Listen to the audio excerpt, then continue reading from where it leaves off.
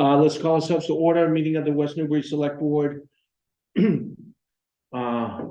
Monday, February 13th. All of you laggards there, you still have a few hours to dig up a Valentine present at Shaw's if you need to. That's Just to keep yourself out of trouble.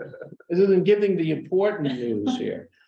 It's less money a month at basket. Yeah.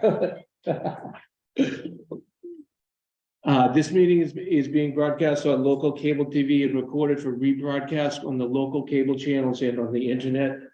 Also, it's accessible by remote participation. You can do it via Zoom.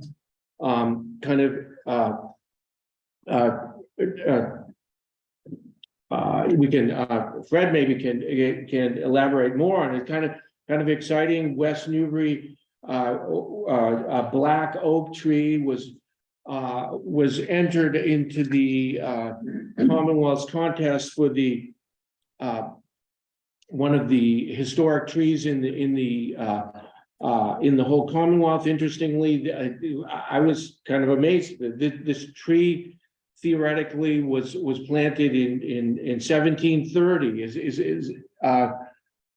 Is Fred still there? Yes, he is. Fred, do you know a little bit more about this? Sure. There's a process in the state for getting certain measurements of trees that have to do with height and crown spread and circumference of the trunk.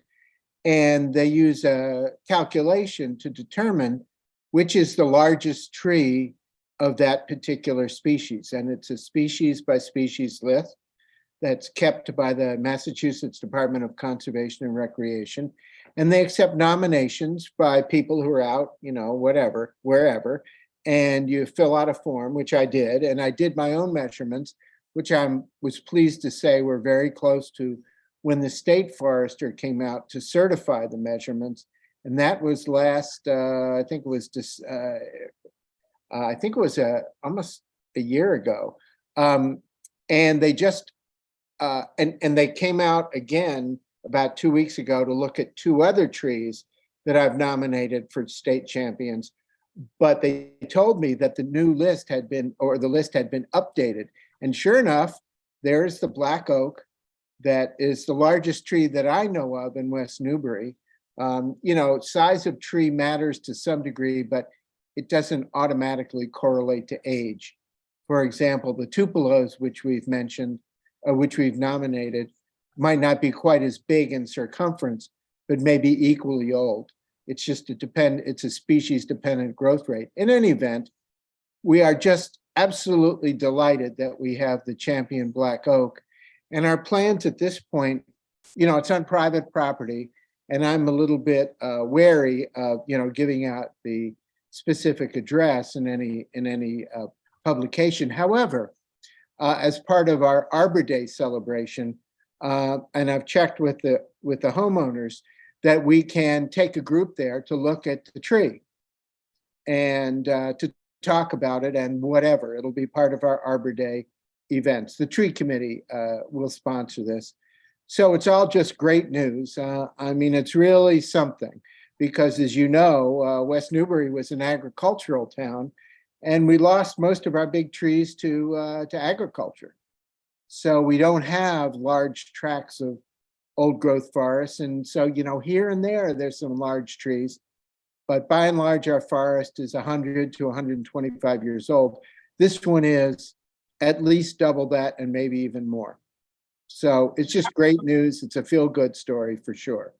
So Fred, two questions. Number one, how is it that West Newbury has potentially more than one greatest tree of their species, meaning, the tupelo being another one? That's the first question. The second one is, did George Washington eat lunch underneath the black oak tree? His initials are carved in the trunk. Yeah, you have to use a little imagination, but I saw them. And He went to the food mart and then went there.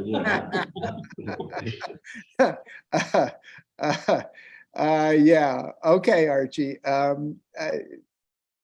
in terms of why we have so many trees, it just has to do with that I'm interested in big trees. And when I find one and I look at the list and I do go and do my measurements, I say, oh, this may well qualify. So we might have a disproportionate amount of champions, but too bad for the other towns if they're not assessing their large trees in the same way. Well, that's great, Fred. It's a kind of a good feel-good story. Okay, the annual and special town meeting, Monday, April 24th, back on a Monday evening at 7:30 p.m. The 7 and the. 7 p.m. I'm sorry. The town election is May 1st. The last day to obtain nomination papers from the town clerk is March 9th at 5 p.m. and due back on the 13th, also at 5 p.m. Volunteers needed for boards and commissions, as usual, wnewbury.org/volunteer, and news and announcements, wnewbury.org/subscribe. Our first order of business, we had some Verizon network outages last week. Angus, do we need to say anything about that? No, so we're joined by Susie, our IT person. I know I shared today the response we got from Verizon. We definitely felt that given the length and impact of the outage, that both we and our residents and taxpayers deserved an explanation of what took place. So you saw the note we got. It's not entirely complete and accurate. So Jake had volunteered to present his own summary of what took place. Jake, I don't want to put you in the spot, but if you want to, if you're comfortable doing so, letting the board know your observation of what took place and why. But I would just preface by saying it was exceptionally disruptive. It affected just about half the workday Tuesday, the entire day on Wednesday, and the first part of Thursday. And we were without network and without internet, and even basic functions where a lot of our software is in the cloud. It was very disruptive. Yeah, correct. The contention is that they operated in a quick and appropriately timely manner, and I don't think that that's accurate at all. I understand that they have a lot of things that they're juggling, but the first call that was made by myself was to the Verizon tech support line, and that person created basically an extra day of downtime because they recorded it as a phone outage. And so when the guy came, the technician showed up on the following day. He wasn't prepared to solve our issue, which was an internet issue.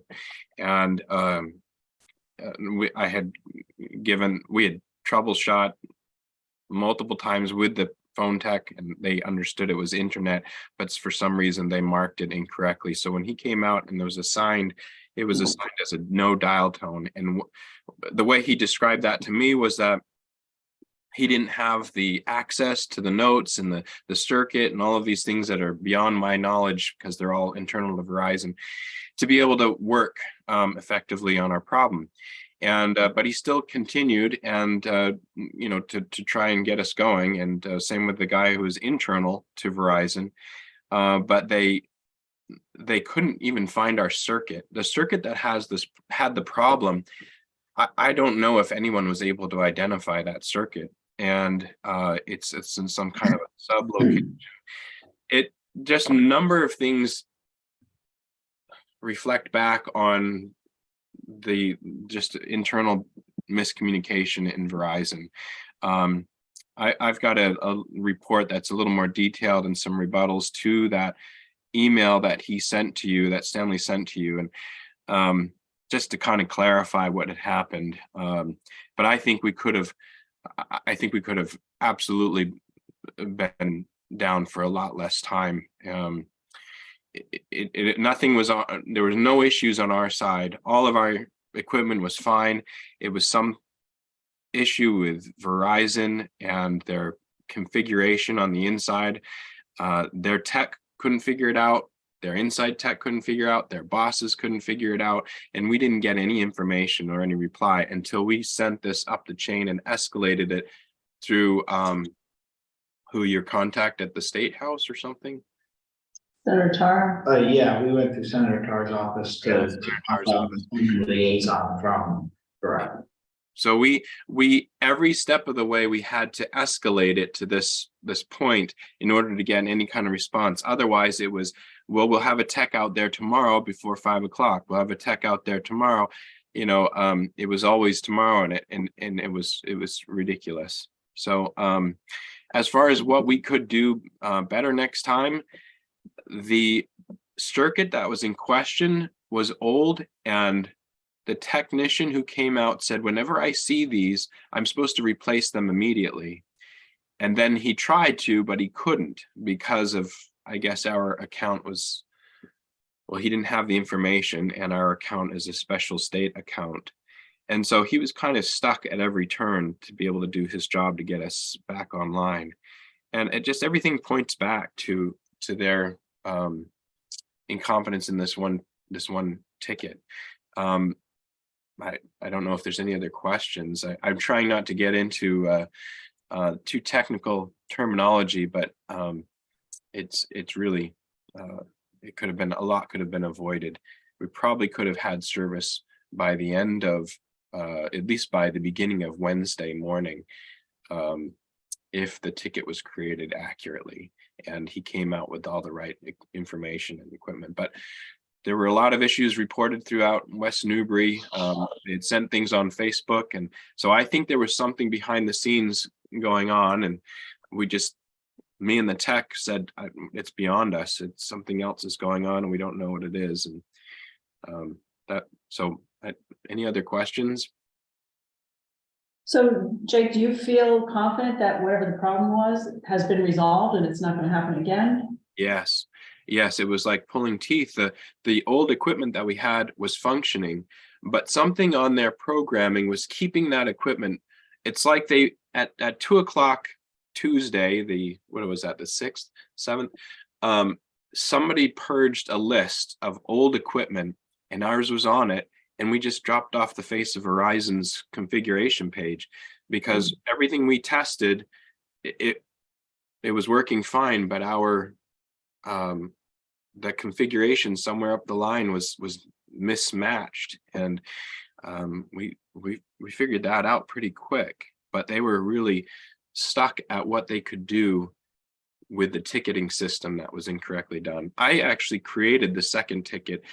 Stanley says he created it with the speed request, but that's not accurate. I had to call in again because it was hours. The tech was there for 5.5 hours.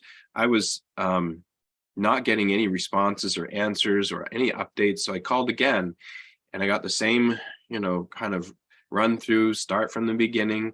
And I said, you've got to understand this is a FiOS circuit and it's not a phone circuit.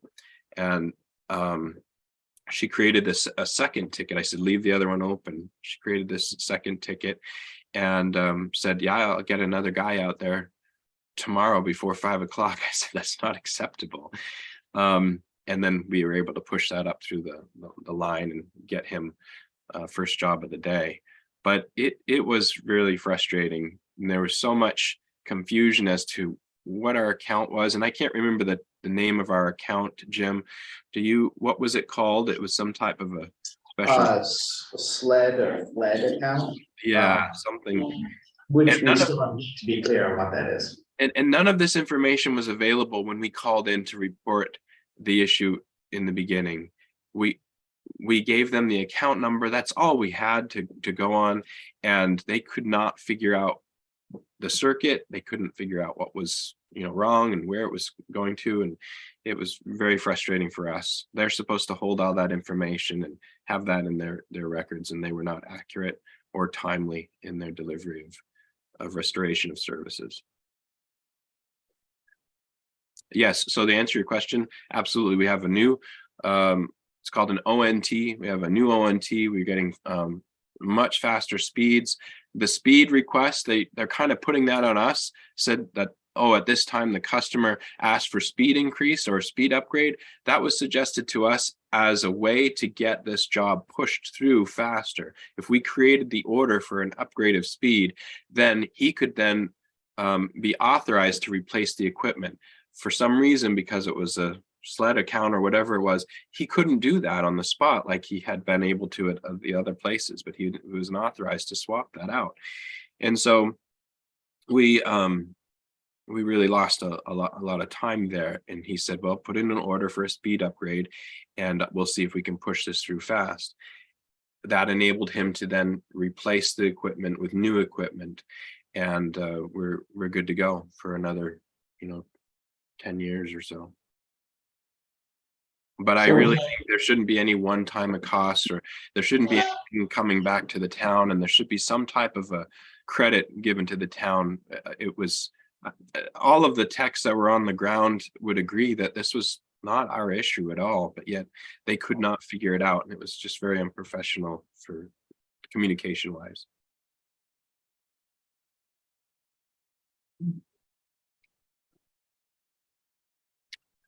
That's my report. Thank you, Jake. Yep.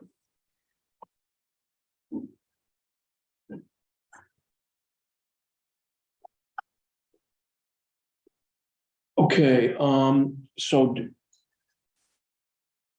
I'd make a suggestion that we take things out of order. Fred is available. We could talk about the emerald ash borer treatment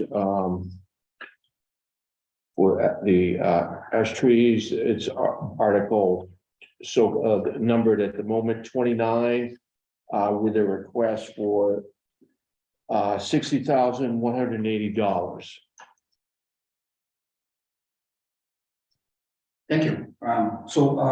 We presented our findings from a report we did last summer, I believe, on EAB.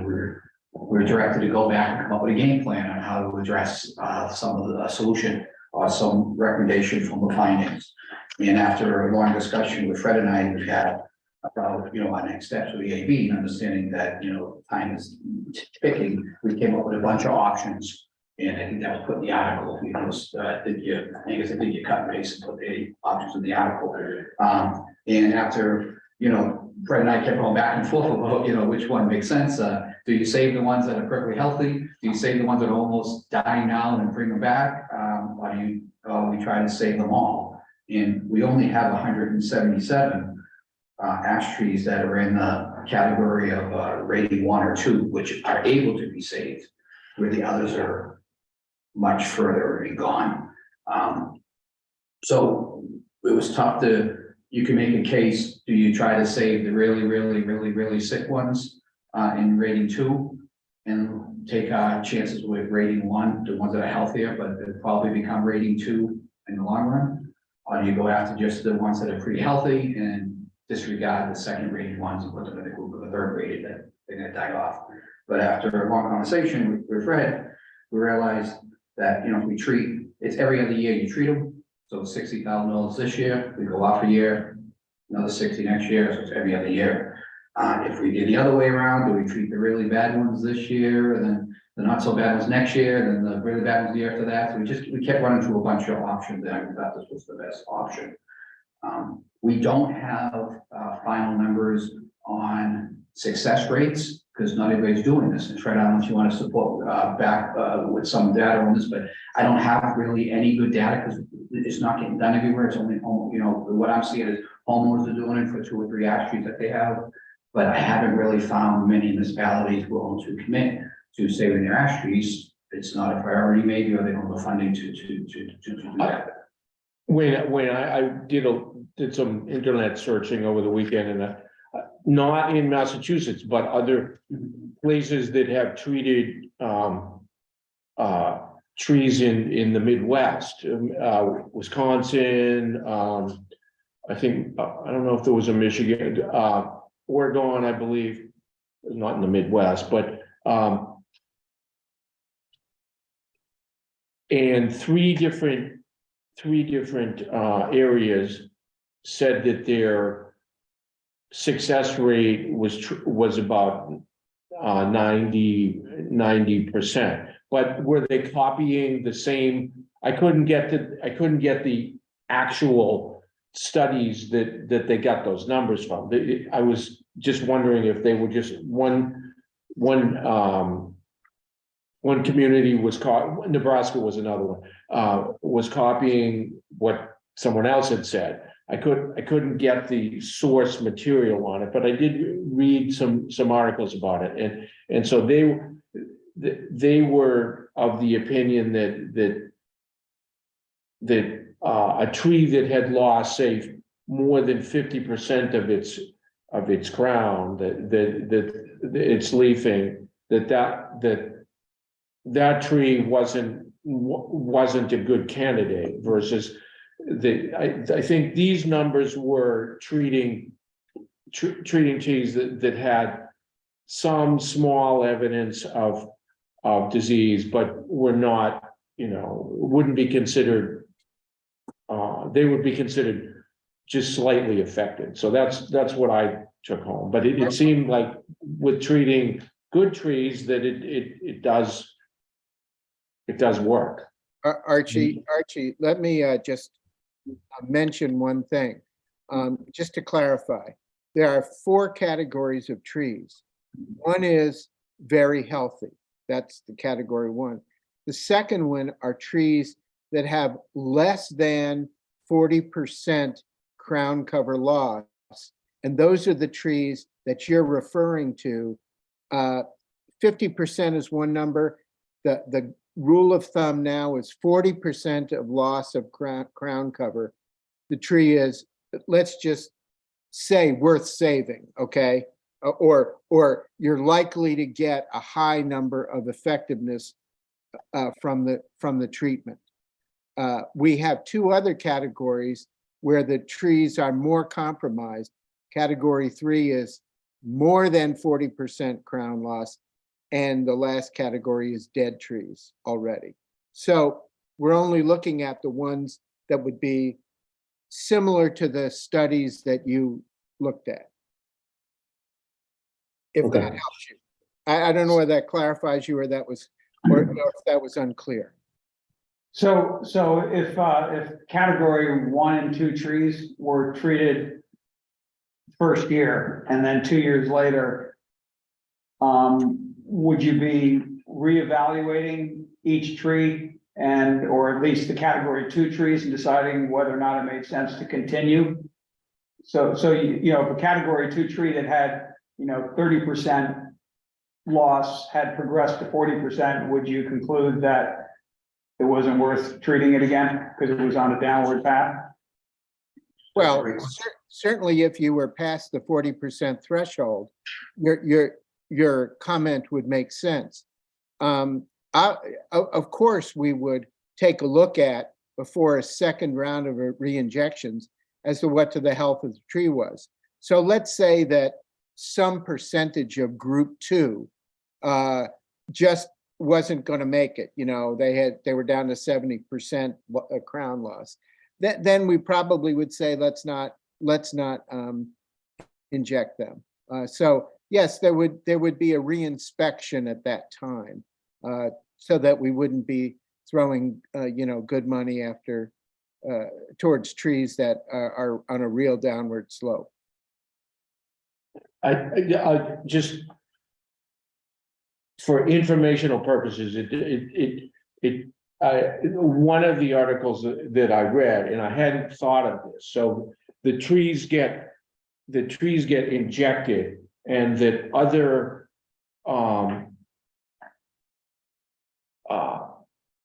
insects that then eat the leaves are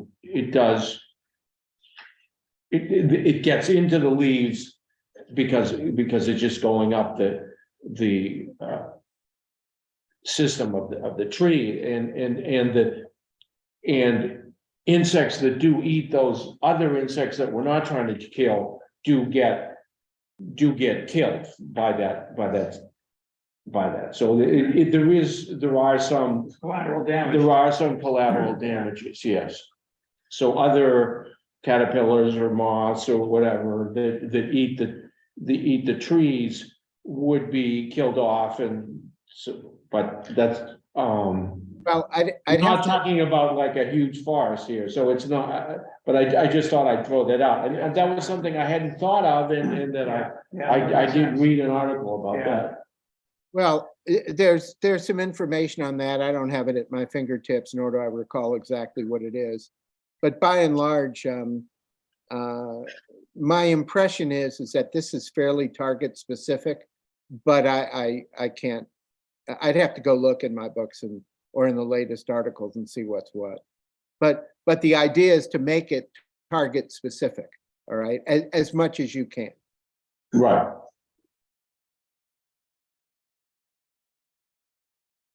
So Wayne, these 6 options you're proposing to treat all category 1 and 2 immediately and then every other year versus like category 1 year and then category 2 the next year. I just wasn't clear with the options that are listed here. Yeah, what's your best? What do you think is the best option, Wayne? My highlight did not show up on your, Oh, I did. but it's the expensive one. It's the $60,000 every other year one. Trying to treat, the 177 this year So right both now. the same right year now. versus alternating. And Fred and I talked about this, so if you don't treat the rating number 2 this year and focus on the ones we think we could do, we feel confident we could save them. Could we have saved 2 if we did it this year? Mhm. By not doing it this Okay. year, do we let it go? So then Fred and I said, okay, let's treat, Fred, remember we had this conversation on the phone? Let's treat rating 2 this year. And we'll do number 1 next year. What happens if the number 1s become number 2s next year? Exactly, What are we doing ourselves? So, which is, and I don't know if there's an answer for this. I don't know if there's a right or wrong answer. We just, I don't know if we're willing to take the risk. This is the less risky. The other ones are all risk involved.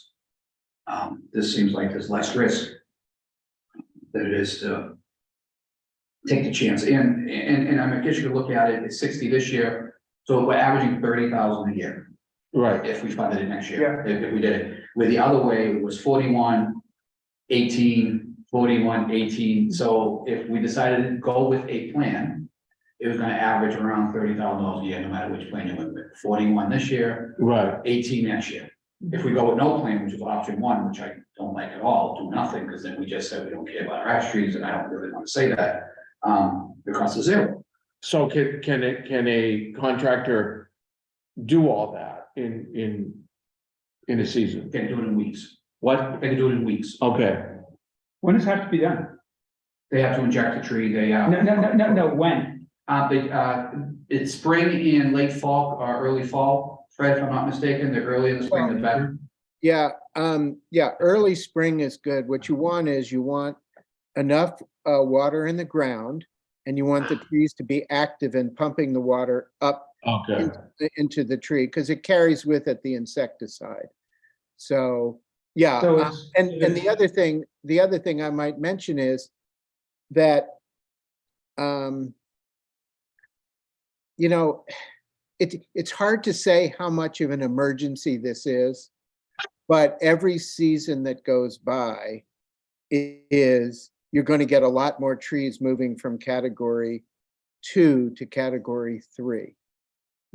So if you want to save the maximum number of trees, it really should be this spring, because we already are we already have less than 50% of our ash trees on public roadways are even likely to be saved. And the number's just going to grow if we delay further. So I'm sorry that's the sort of ecology and biology of it. Yes, so is this spring, the town meeting being when it is if this is on the special town meeting warrant, I assume. So if we gave the go-ahead to the vendor who was going to do the work, the Monday or the Tuesday after the Monday evening town meeting, would they be able to start early enough this year for the timing to be right for the spring? Because I mean, every season makes a difference. You know, I mean, I look at it, the biggest ash tree on my property, a year and a half ago showed no sign of emerald ash borer. There was no canopy loss. It's gone. I mean, it's totally gone in a year and a half. You know, now it's just a question of what it damages on the way down.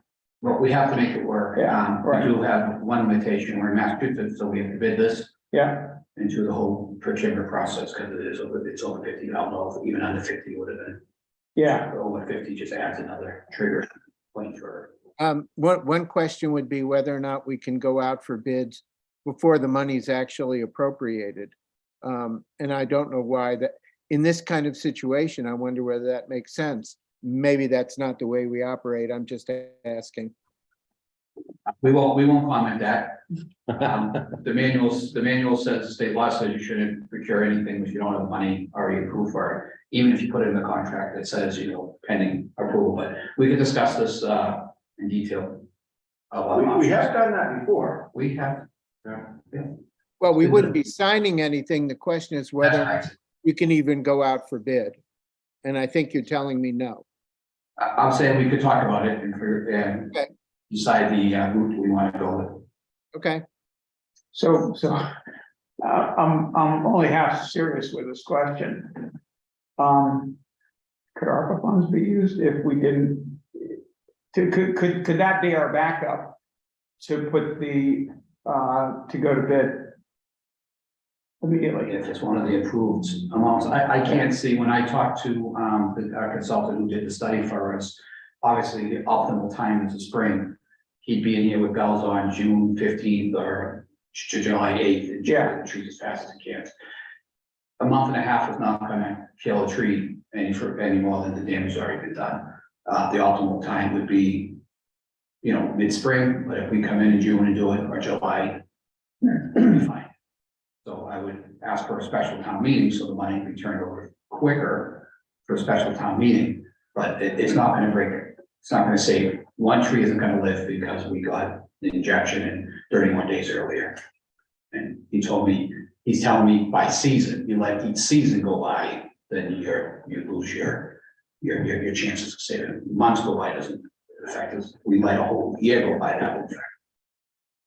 So Wayne, since this is a multi-year commitment, I mean, could you see this becoming part of the DPW budget at some point?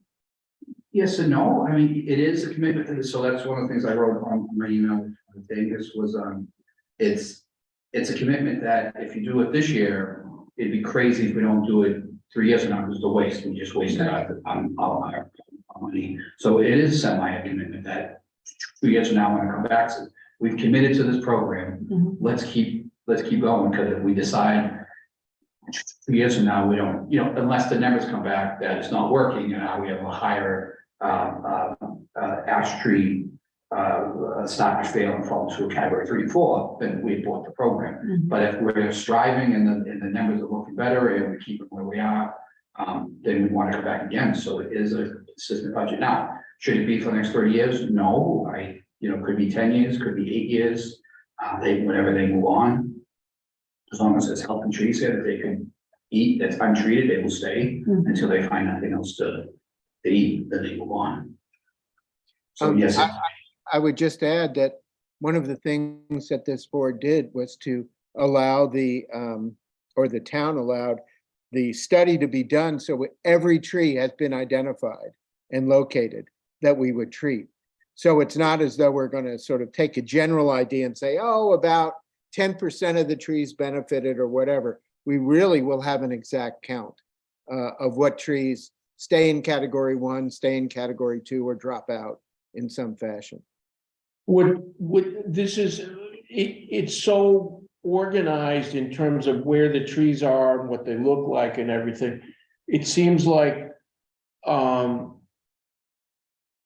something that would be, this is sort of irrelevant, but it would be a good study, and that the town could be a model for how this works.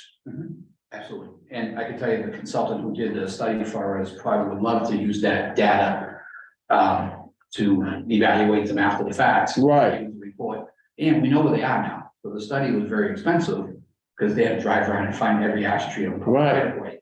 Now we have a GPS point of every single ash tree on the public right of way, so that 5-week drive around is probably 4 days now, or 3.5 days. With GPS, so it'd be a much different evaluation than it was prior. And there's a lot of towns, and Fred, I don't know if you heard, I just talked to my public works friends around, and they're not doing anything at all. And the idea of West Newbury prioritizing our ash trees, and we might be the only community within 5, 6, 7, 8, 9, 10 towns that did something with our ash trees and kept our ash trees, says something about, our priority about our. Well, not only that, but also there's an economic argument that if some of these trees are, are they gonna land in the road? Are they gonna take down wires? There's all that too, and that can end up being more costly than treating the tree.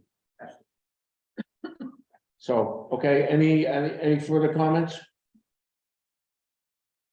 Okay, So do you want to vote a recommendation on this article or do you? sure. Okay, Well, I would say, I'd like to, we got a lot of things to go through, like, any ones that we feel comfortable of, let's say yes or no, and move on, so we don't have to see them again. Okay, I move yes on this. Further, all those in favor? Aye. I could go ahead and start preparing the contract, have it ready. I could do that work. April 25th. Yeah, but I could actually prepare it, and have it ready, and then put it into the central registry if we wanted to, and then pull it back from there if we had to. Really pull that. Thank you, Fred. Thank you guys very much. Really appreciate it. Okay, let's see, anybody, there was someone on without a name, just said Zoom account, and that dropped off. I was gonna say about Portland, but I don't see anything like that. suspect I that. mean, Verizon. So I was, I think it was Verizon, yeah. they were like, well, they don't like this. No, it crashed. They couldn't get through.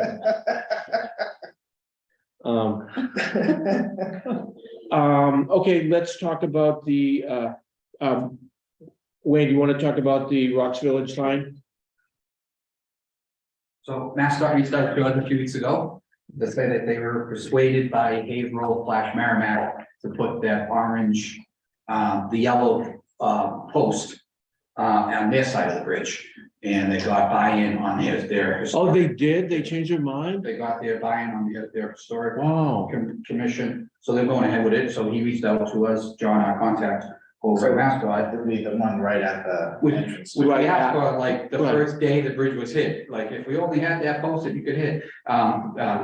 They said they're gonna do it on the Haverhill side, and they'd be happy to do it on our side. And if we do it on our side, do you guys want us to not put up the big monster sign and post? And my honest opinion was, at the beginning, when we talked about the sign and monster post, I said to Amos, oh, it's gonna look like 93, it's gonna look like Boston, and I hate this. But after talking to people and the residents, and Rick and I had this conversation, for a long conversation, the impact every time we hit that bridge is so huge to our community that I'm like, oh, I hate the sign, it's just so big, and it's so not West Newbury, but if it saves us from someone hitting the bridge every 5 years. months, Yeah.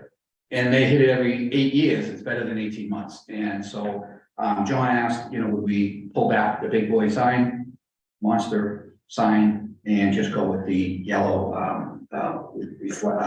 safety post? And I said, we'll bring it back to the community, to the select board, and ask them for their opinion on that. So here we are with that question. Yeah, I'm not sure that big sign is that effective. I mean, I think the residents that said we need it were under the impression that it was actually a striker bar. They thought it would stop the trucks.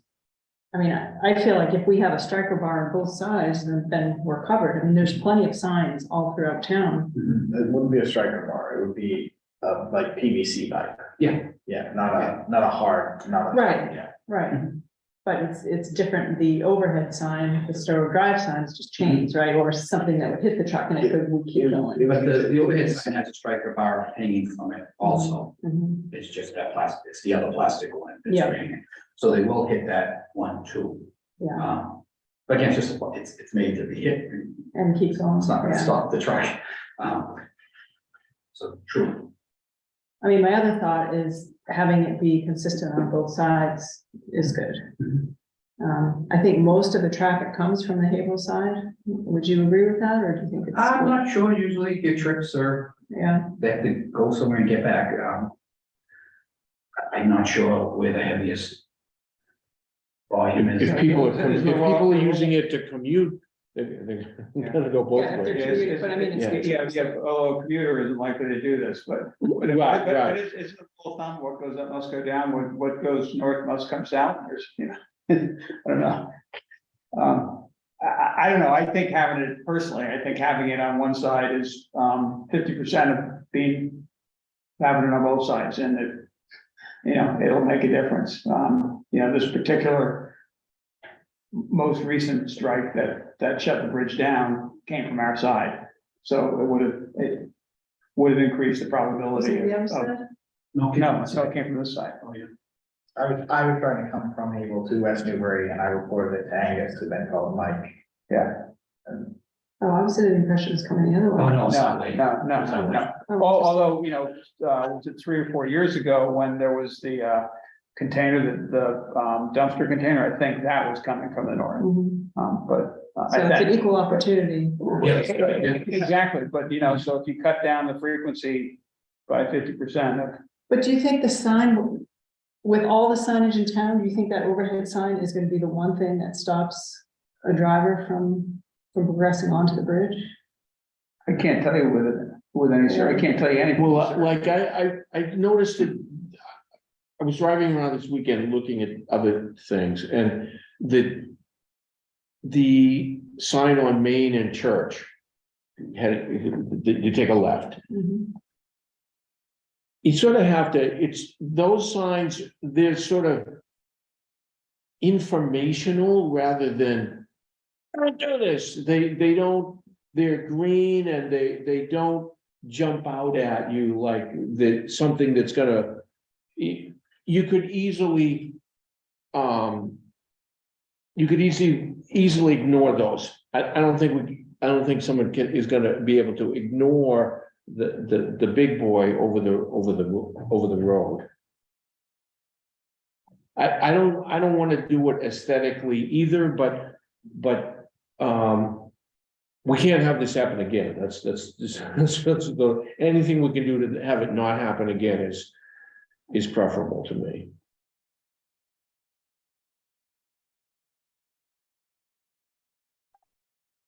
So we can't get Mass to consider I know we talked about this, to consider. When you come up consider with one that works, non-standard. we'll pull this down and put yours. Right. What we need is an arm, not a pivot, and when you hit the arm, it brings a big fist down and punches the windshield.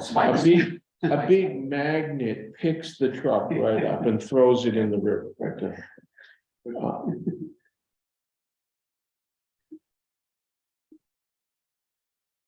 So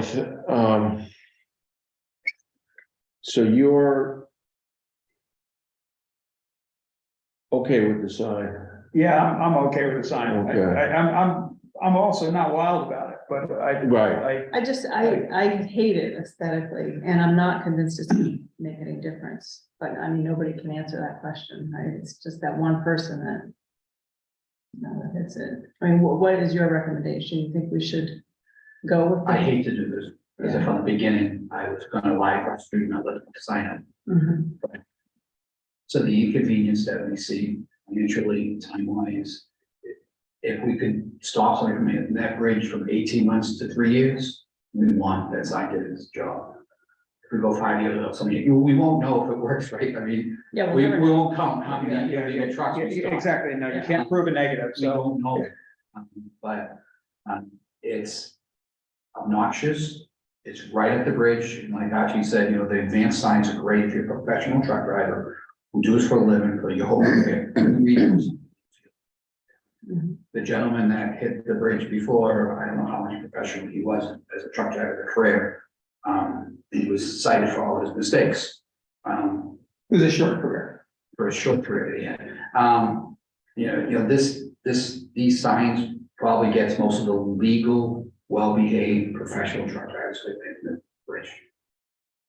It's not gonna stop somebody who's not that professional.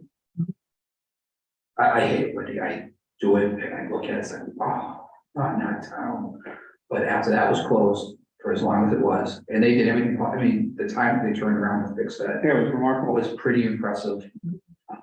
That was amazing, yeah, actually. Yes, for fixing something, Massachusetts is pretty fast, but Yeah. triple loss, for example. It's amazing how fast they managed to pull that off. And kept it. So when a truck, say that sign is not there, if they're approaching the bridge on our side, they come, I mean, they're going like 25, right, to make that corner? Mhm. I mean, if they see that striker bar, how much time do they have to stop? So the striking path a little bit around, so if you look at, you drive down, the bridge is a little bit skewed. Yeah. Skewed. Yeah. Skewed, so the striker bar is a little bit onto the bridge. So by the time you hit that bar on the bridge, you've already committed to the bridge. You can stop, Yeah, back up, but Yeah. they've already made that commitment. yeah, So that's my only thing, to me, it's like, yeah, put up that lights. At that point, they were already went by the big monster one. And they probably gonna keep going at that point, because, they've already went by the big one, and they disregarded that one. It's not at the top of the bridge, it's not at the peak of the bridge, because how the structure, is pushed back a little bit, and plus the arc pushes it back, so the sight line of it, I don't know how far you see it in advance, honestly. okay, I couldn't really tell, even in the picture you sent me, you don't see the bridge until you're probably 100 feet away from it. The actual bridge, because when you're driving down, all you see is the woods and the little hill. Right, right. And you do your shot, right, turn, yeah, and that yellow fades out so fast, because everybody's coming in that corner in the yellow, so it shows how sharp it is, it's staying in the lane though, other than the yellow line. okay. What is that picture with? Just want to get it filmed this morning. Can't see the bridge. Okay, yeah, I would have put that. Yeah, no, it was just in my notes. Yeah, okay. It just shows the perception of the sight line of the bridge. You don't know there's a bridge there. We don't. The bridge is sort of over there. Yeah. Yeah. Right. Yeah, So you can hold that up in front of the owl, see if that, hold that up in front of the owl. Yeah, So when the truck rounds the corner and they see the striker bar that they're gonna put up, do they have time to stop before they hit it? Do they have? time to Assuming stop? they're going speed limit, If they go on the speed limit, they can close it. yeah, They might tap it. But yeah, they would have time to slow down. And maybe abort. yeah, The beginning part is the first part when you make our turn from West Newbury is a little bit higher. yeah, It's that middle section that drops a little lower. So I don't know how many times the first section I hit. But the twice that I've been here, it's been that other section. I And the don't, middle speed. yeah, I think the first section maybe even. Is a little higher. Well, may even meet the standard clearance requirement. Close, yeah, it might be right. well, I hate it, but I'll defer to Wayne's recommendation, that's what we pay him for, so. Yeah, I hate it, but I recommend you go for it. I mean, Right. it's a little odd conversation to have. I despise this thing, and Yeah, No, me too, but we all do. It's, yeah. I mean, we'll put it in West Newbury. So the only real big sign we have in town. This is it right here. We're holding it. We're the one that brought it here. And it's. Well, people will come and see it. the tourist destination. Yeah, we can have it. And a couple of trees around. All right, so We need to vote on this, Motion. or- Yeah, I move that we, say yes to this. sign bar combo. Yeah, to the big boy sign. In addition to the striker bar. Yeah, in addition, yeah. Second, All those in favor? Aye. No, I agree, Wendy, yeah. Yeah, none of us are happy about it. Yeah. But all right.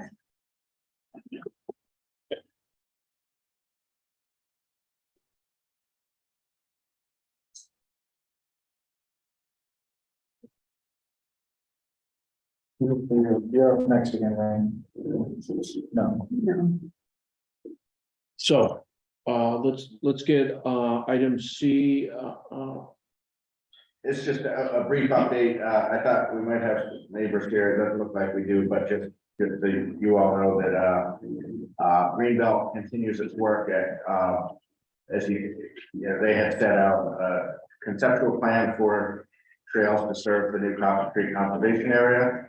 So they're taking that to the next level of design. As I think you know, portions of that will require permitting from the Conservation Commission. So they're working on survey, engineering, and eventually we'll be filing with Concom. We don't have a specific timeline for that, but they have been and will continue to be out in the woods doing the field work that they need to put their plans together. And once that's officially filed with Concom, you know, letter notice will go out, as would be typical for any project. So I think it's important to emphasize that the while individual sections of a trail network would be subject to any conditions or restrictions that Concom would impose, the overall trail network is, I think, going to be, you know, substantially similar to what people saw when they voted to acquire the property at town meeting. That's the objective, and Greenbelt's good work to fine tune the details. And I think it's well understood at this point that The main access primary point. access point Yeah. will be the end of Cortland Lane with 2 off-street parking spaces. And that trail through the town right of way, which abuts the Copland Tree property.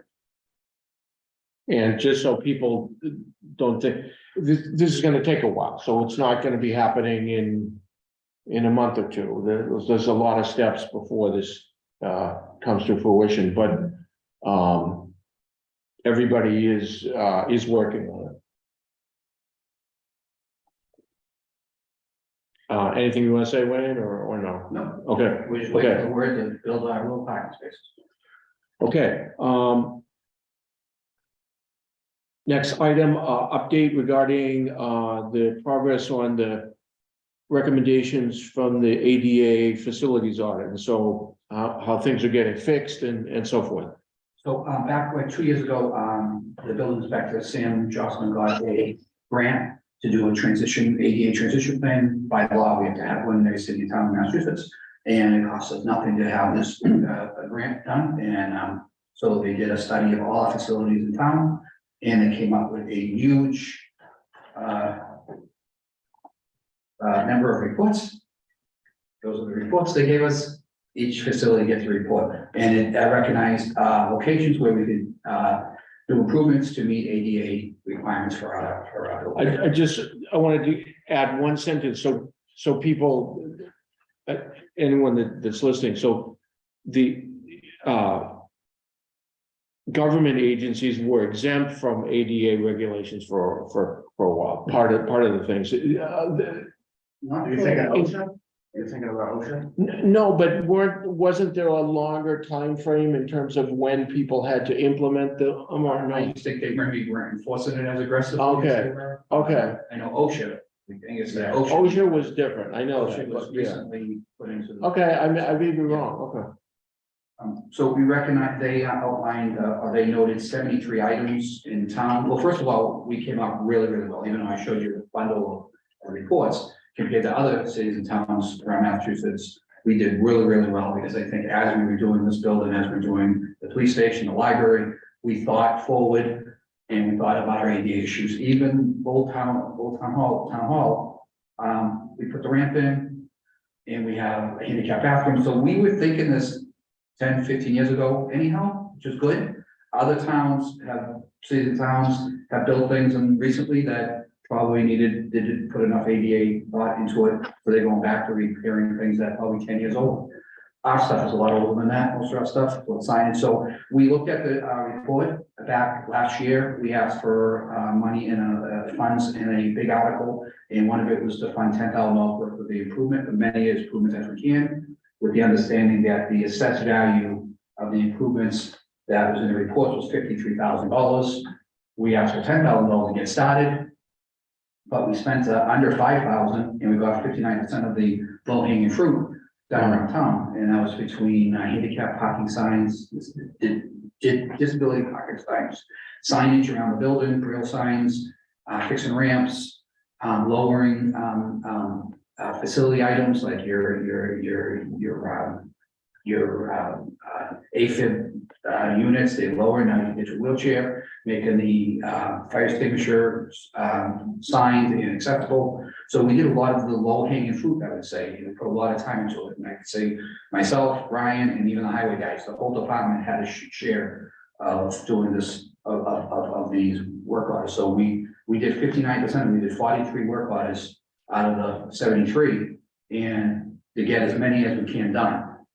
Everything else is bigger, build an elevator. That's something that, no matter how good Brian and I are, we're not gonna build an elevator. A lot of it was paid school, which was forwarded to the school department. Some of the stuff are easy to fix. I haven't followed up with them about if they were able to fix any of that stuff. Other ones are really bigger issues. So there's some bigger things at the paid school that need to be done. But majority for our town facilities, we do really well. My 59% was for the whole report. I would say we're probably at 75% if you take out the paid school. Anything significant in this building? In this building, we did really well on, ADA counters when you go up the public. Counter space that maybe is ADA. But you could there's a lot of workarounds when you're limited on space. That as long as you have a place you can walk around, you greet somebody and help them. You don't want to just have a wall up there, they have nowhere else to go. Our offices are all open, no one works behind a glass. And so we're able to go around and help people. And we do that with people who aren't handicapped either. That's how we are. We help people in the hallway. Look at Jim and Rebecca, they're in the hallway with people. And it's not like we work behind all the time. Very minor stuff here at town hall. Oh, that's okay. I'm Yeah. just curious. Yeah, that's that's just the counter, but like most of it is some AV alarms, fire alarm upgrades in the library. So you could hear the fire alarm go off in the restrooms. Really loud vocal in the restrooms themselves. That could be done on another capital improvement plan that we want to do. Nothing that's pressing, but we cover the requirement by the federal laws. We have to have a transition plan and we have to have a plan to address it. We have a plan, we have a transition plan. We address, like I said, 59% of the stuff, and now we're gonna do 3 or 4 a year from now on, based on the funds that we have. So we have a plan now, so no one could say we don't have one and we haven't done anything. And we showed that we've done something. That was Sam and I's big goal, was not just that we had a plan, and then we just said we're gonna do it over the next 10 years. We said we want to do as much as we can soon, because putting up a braille sign at a restroom shouldn't be a 7-year project. And we ordered those signs the day we got the money from Springtown meeting a year ago. I mean, those are things that we were able to go ahead and start doing. So we put a good dent in it, and we're gonna continue. Right. I just want to give you a rundown on that, because I think it's important that, we took it serious and we wanted to get it, everything that was easy that we could do in-house for a reasonable amount of money done, that didn't need engineering, didn't need a contract, that we just had first. We did it for a little under $5,000. Well, that's excellent.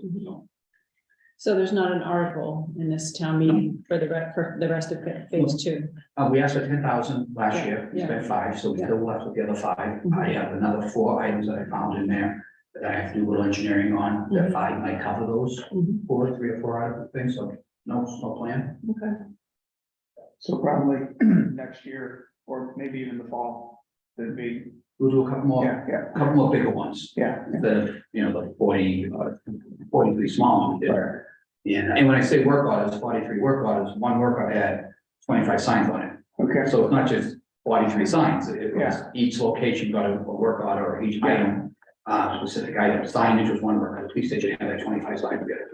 So took a lot of time and weeks to do. yeah. The money doesn't show it, but it took a lot of manpower. So the items that were identified for the Page School, will you wait until the Page School feasibility study is done before you spend money on those, or how are you gonna manage I that? sent the low hanging fruit to the school, Okay, some missing signs. Yeah. And, waiting to hear back on that. There's some bigger, elevators. Yeah, right. It's not gonna fix next week, but there's some low hanging fruit that they could probably grab. okay. Great, So, sounds good, Wade. yeah, thank you. Right.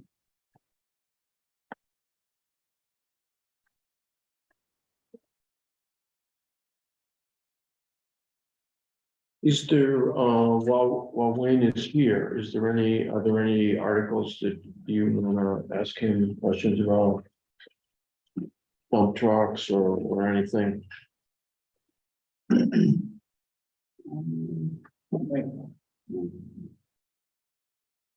Wayne, I had a question about the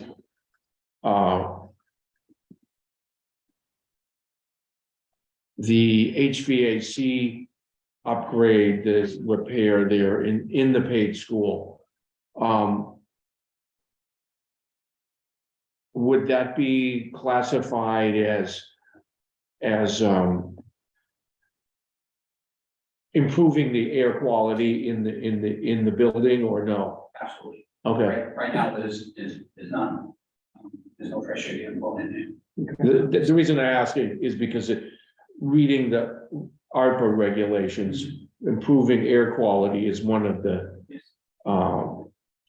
is one of the criteria that you could use to use those funds. So that's all. The only way they can do that now is open a window. Okay. Yeah, so it's interesting, so that may, if that made sense, we might remove that, essentially remove that from the, capital budget.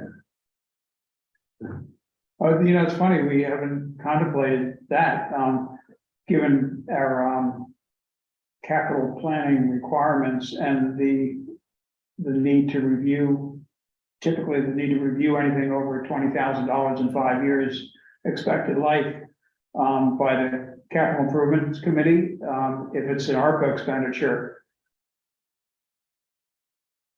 Oh, we've never talked about that. That's an interesting. Well, that's a new wrinkle. Yeah.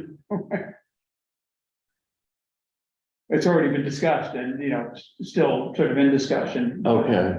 But, yeah.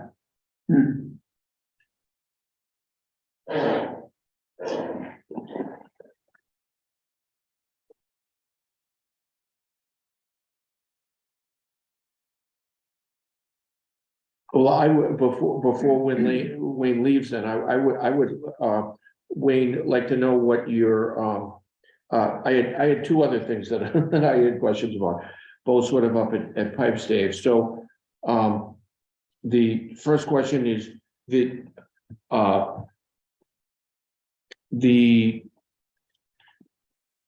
fencing on the soccer field.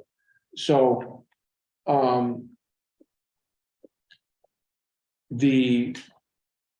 the retainer wire that's on the top, it's loose. I mean, not loose, but it's bowed. And so if the issue is that it's not retaining, the balls are going over it easier.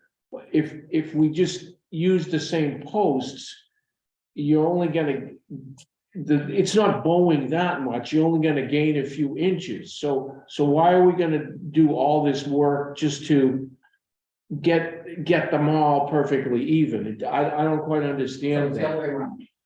It's the ball underneath the fence.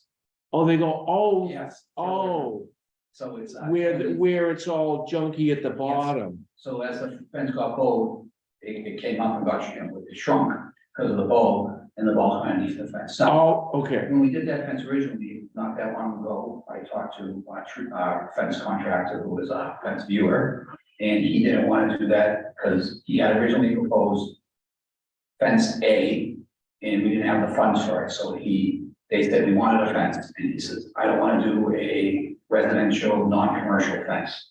And they're like, well, that's what we have from the fund. So he downgraded he kept galvanized poles, he didn't put the cross poles on, and we have the fence we have now. He said from the beginning, this would happen to the fence. So when I reached out to him, Dave, it was Dave Lafayette, he came off the point, I don't want to touch that with him. I was like, Dave, what do you mean? You do all my fence work for me. He goes, I hated doing that. I knew it was terrible and I didn't want to do it, but they would get so much money. I go, well, here's our chance to fix it, and do it right. So was I proposing a heavier grade, galvanized pole and. so what do you think about, so would you put new upright poles or leave those? Cross poles, because the vertical poles are fine. Right, that's what I mean, Yeah. leave those, But yeah. the crossbow. What about, I was thinking about this, I mean, and maybe I'm just completely off base. What about putting? There's a few places where the top wire is actually broken, but what about putting a couple, but where the wire is still contiguous? What about putting a couple of turnbuckles on either side and just cranking it down and actually tightening it up? We can look at the top, I mean, I wasn't as concerned about the top than I was the bottom. I see, I didn't realize the bottom is the issue. Well, you're totally right. The bottom is a mess in a lot of places, yeah. And the appearance of it, what does it look like, we can talk about that, you know, the final product of the fence. And I can mention that to Dave, when we do the next walk. Okay, so just, Yeah. It was brought by Parks and Rec, you know, as a concern that they have from playing some lacrosse. Is it a priority, has to be done this year? It's not a life and safety thing, but it's an inconvenience when they move the balls under the fence. If we do it now, it'd be great. If we put it off a year, you know, there's a lot of things, a lot of articles out there, and we have to prioritize. This would not be my number one priority, is to save the crossballs. But it is a problem, yeah. So is it up high enough, is the clearance high enough that soccer balls also go underneath, is it just lacrosse balls? It varies, Yeah. it depends where it is, I mean. I guess if you kick it really hard, maybe, I didn't even lose the problems this year. I know what I can go, block that 10,000 times, I never bought it this year.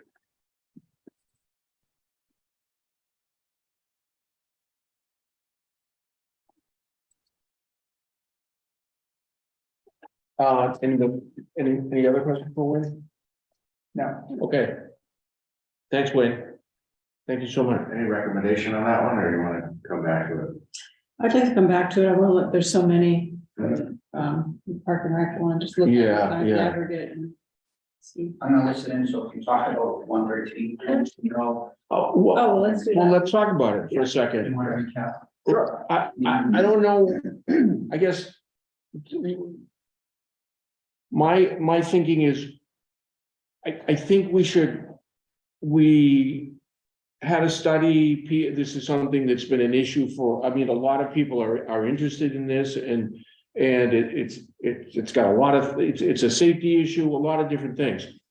So unfortunately, we didn't get the grant, the Safe Routes to School grant. So now I still think, I don't think we should just like forego things now for another year. I think we should do something to improve the crosswalk situation there, but how much can West Newbury do on its own that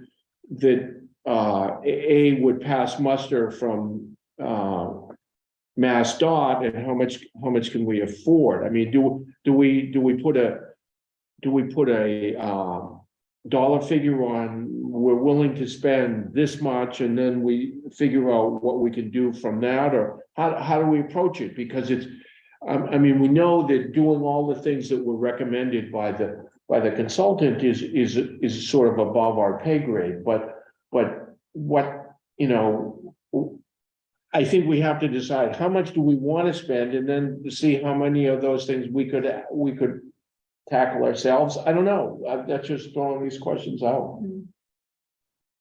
It seems like if we could get to the 25% design, isn't that kind of the target, to be eligible for? But still we'd be eligible, but it might be 8 years before something gets done.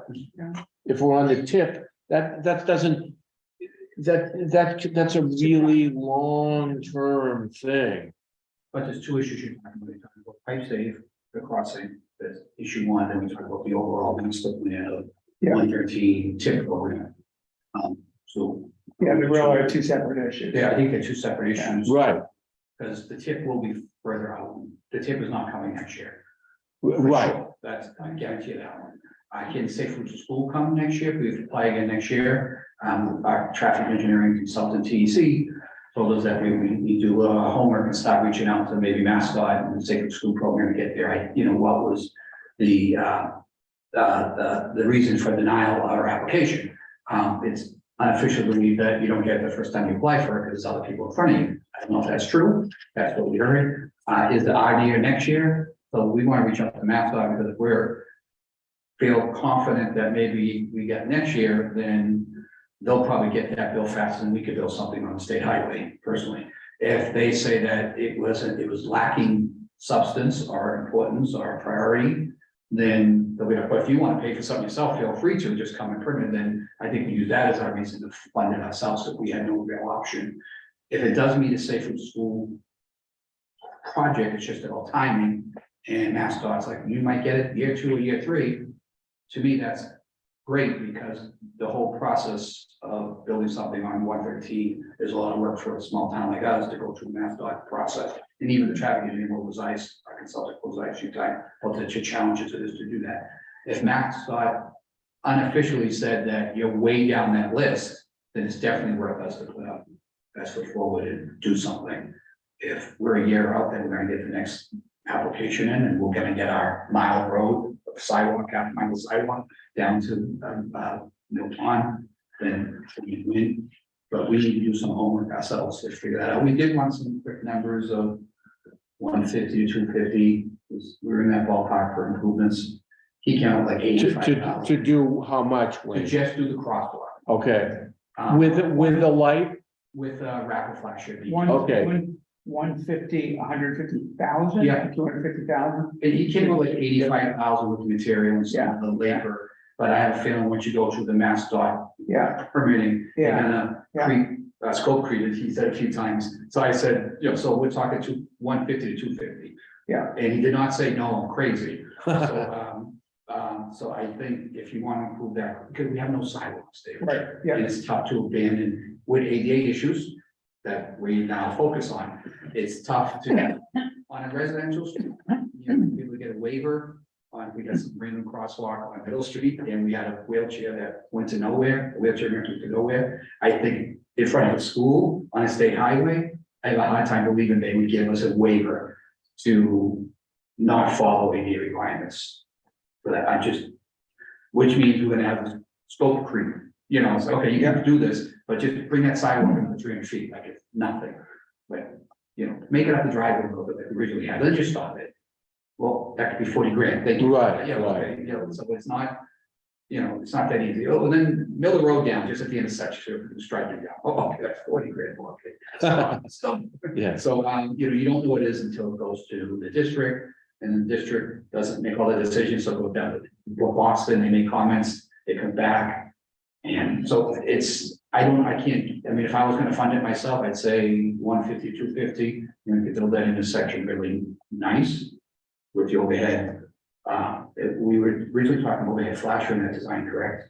Or I don't think they're doing side, were they doing an overhead? I don't remember it over I have to look at the plan again. No, I think it was side. What it was side, I think, Wayne. Yeah. So maybe that's why I kept up with 28,000 for the signals. that. The solar, we figured the solar and site work. If we're gonna do solar, he wasn't sure if we're gonna do solar or electric, we have utility poles there, but even the electric connection between National Grid, prevailing wage, that could be a $25,000 Yeah, job, right, on a state road, or more, depending on what National Grid requirements are for that. If we do solar, it'd be less, but we pay for solar instead, and battery backup for that. That could be an option, we didn't design it. We just have conceptual design. If we go ahead with MassDOT, they're gonna want a full design, 100% full design submission. so should we fund design or design plus some implementation or what? How should we I attack think at it? this point, so we had a Zoom call Friday morning with Wayne and Christine Walsh and myself with DEC. And I think we're talking about funding design this spring. I think the question is whether that's focused on the intersection or whether that's a broader corridor planning effort. It could be both. They're not mutually exclusive. But that's part of what we want to talk about tonight is would your priority be basically, and Wayne's got the vocabulary more than I do, but initiating a project through DOT permitting for the crossing, which take that up to the level of design would get us to a point in the future where we would know what it would cost, and then we'll go back to the voters or to ARPA or some other source to construct it. Or would you envision more of a corridor planning effort, which is going to be important at some point in order to be taken seriously with the tip? Because as Wendy said, yeah, you really have to be at 25% design to be taken seriously in the region as a tip project. So we asked TEC to provide us a scope for both of those, and it's just Friday. Yeah, just one business day. So, yeah, we won't. But I told them that the board has to place it on basically just like I wrote here, that they preserve your option to do something. So I think this will be one of the late developing articles because we won't have the details for a while. But I do think if you had, we might want to wait to see what the proposals are, see what kind of costs we're talking about for the intersection crossing relative to a framework corridor. So would it make any difference for our Safe Routes to Schools application next year if we had done some of this preliminary design right now? Or you don't know yet? I don't know, I guess, I don't know if that's good or bad. Yeah. Because, you guys have the money to do it, and mine is. Right, do it Finish the yourself. job. Yeah. I don't know, I don't know what the answer to that, it's a good question. One of the challenges we think with the Safe Routes to Schools, and we definitely think it's a great program, it's something we want to continue to go after aggressively, but what we proposed did not connect a single household to the school. So That's the problem. yeah, that's just gonna be a difficult challenge with our location, so that's gonna be, we are gonna try to get a conversation with the grant administrators and hear their thoughts, but obviously that's gonna be one of the metrics they're looking at is how many households are you establishing connectivity, and if the answer is 0, that's not gonna help. Yeah, So. more horses than houses. But I think that we did talk Friday that if there was a conceptual plan or at least a planning effort to extend what we had shown as a relatively modest extension with no lot driveway, if they saw that was part of a bona fide longer term plan and not just a wish list, but that we were actually working toward that would presumably add some get some more interest in what we're proposing. Just as not to be a downer, but the sidewalks on 113 has been, our thing that we send to the tip, if probably for as long as I've been on the board, so. But we haven't finished it. Right. It's on a list, Right. but not the list. So it's, as in, it's like try to find a history of how you get something on a tip. We're on a list of our dreams. But it's without the 25% construction. It's just Right. on that list, we'll sit there forever. They'll never call us until we give them the 25% construction. Like, oh, now it's on the list. Okay, now it's on the good list now. And now you might have a future. And it was great, even the consultant was even a phased approach because with 113 being so long, if we broke Main Street up into 3 phases and did a master plan and focused where there's no sidewalk today, and then you fix the sidewalks here and then you modify the other end. So, maybe the tip isn't a $13 million tip project, maybe it's a $3 million, 2.2, 3.1, and we take chunks off of where our priority locations are.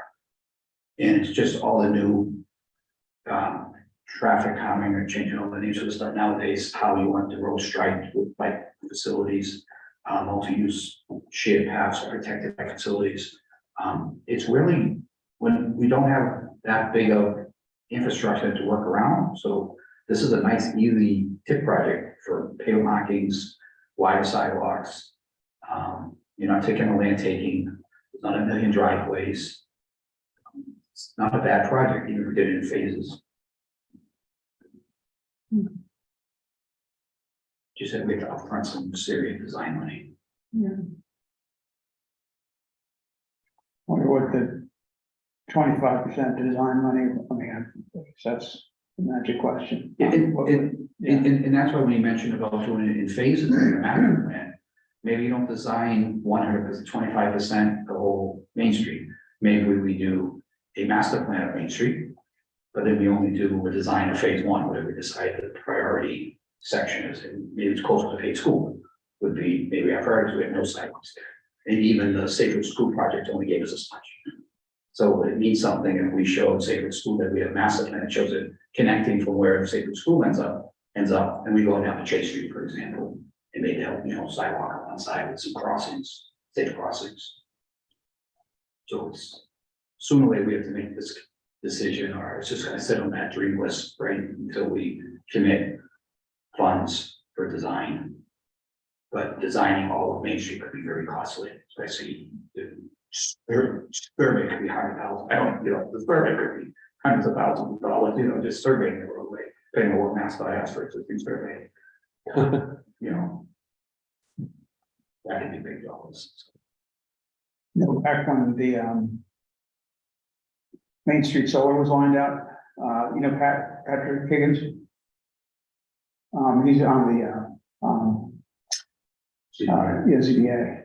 Anyway, he's a surveyor, and he did a bunch of survey work to cover the field where the Main Street Solar is.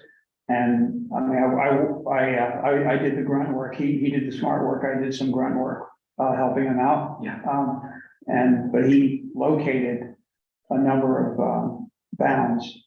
So just beware, if we ever get to that point, he would be a good person to pick his brain, because he did locate, and they were hard to locate. I mean, I recall one of them we had to dig down about 3 feet, literally about 3 feet, because it was on the north side of 113, where when 113 was last rebuilt, the grade work basically buried the bounds. So, the stuff is there, and he has some history, he knows where some of it is. So I think there were maybe that one bound on that side, and then there might have even been at least one, maybe even two other bounds over on the DPW side.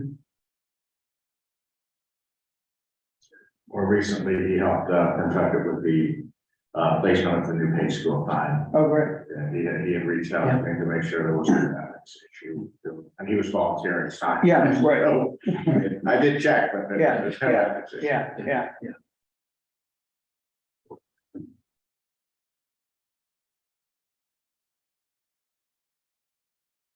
Okay. Can we let Wayne go? Yes. Thanks, Ron. Thank you.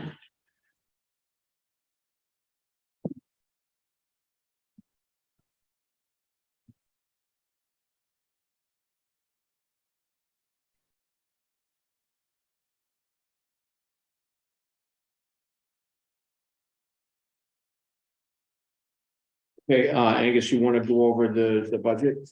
I didn't have anything specific. I mean, obviously, we have some new information that I had included in the packet regarding the Pawtucket budget. So when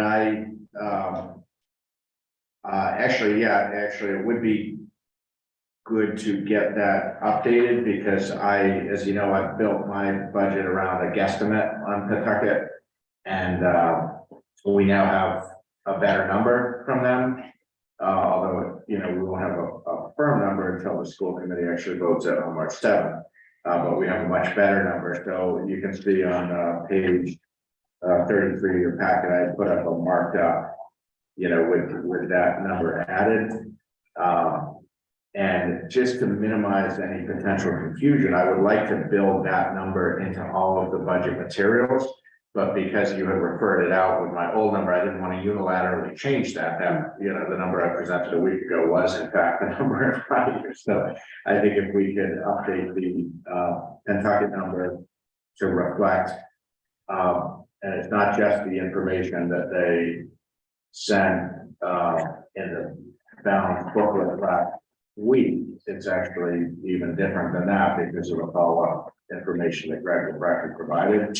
But I'd like to, when putting things like on the town website with the proposed budget, I'd like to be as close to the anticipated number as we can be. So that is one tangible thing I would look for tonight, is to just give your blessing to the updated pocket number or not. But other than that, I just thought. So I'm confused. So which one is the number we should be thinking about? February 9th, right? Yeah, that's right. Yeah, so if you look at the difference between what you have on, I think, page 18 of the packet is what I presented last night or last Monday, Okay, wait a second. page 18. And then page 33 is the new number. Okay, so that's. Even,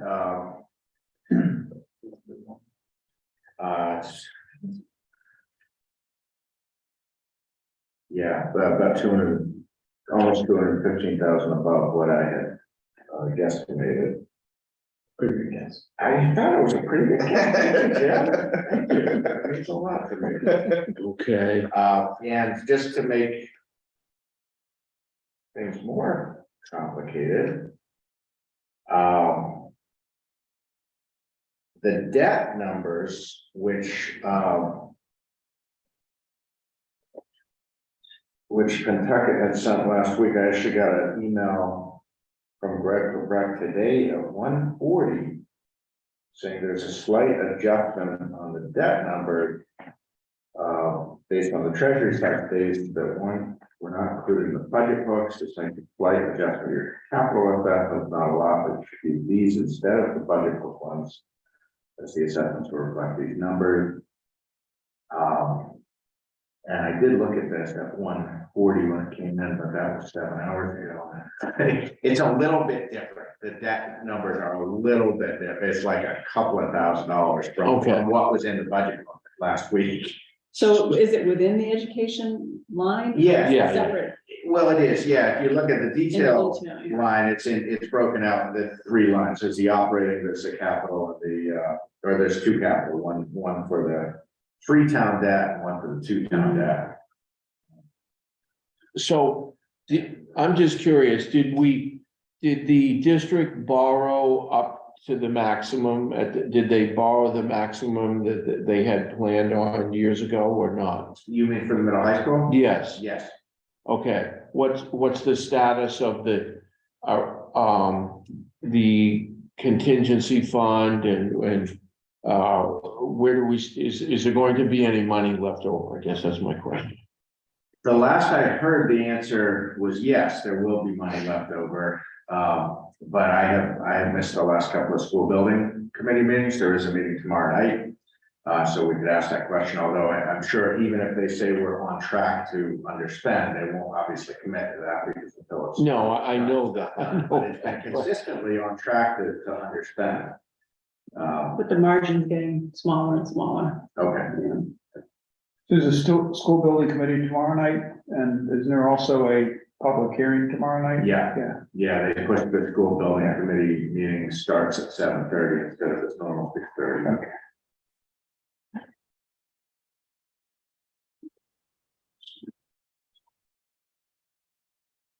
So have they been using the contingency fund to, as they've gone along, as things have gotten more done, to do some add-ons, or have they actually been pretty much staying with their original plan? Some of both, Both? yeah, like the lighting was an add-on, the field lighting. But a lot of it, like, the extra ledge was a contingency, and then, every meeting, there's like, 20 or so change orders. Change orders? Right. Some are small, but some are larger.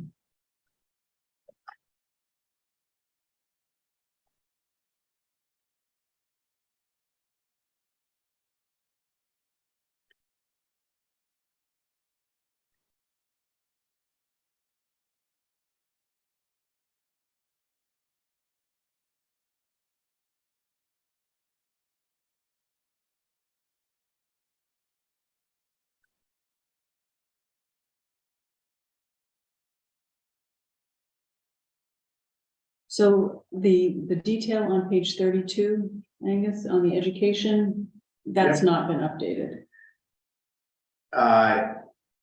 Let's see, so the shaded number under TM proposed was updated to reflect what was in the school budget book, the balance Okay, book. okay, And so I left the number of referred the same as you referred it, just, it's a little, I figured we'd get cleared up today and I could get it cleaned up before we posted the web. So the numbers in the budget book are what you see under the TM proposed with the 2.9. okay. 9974, and this one is 9974, okay.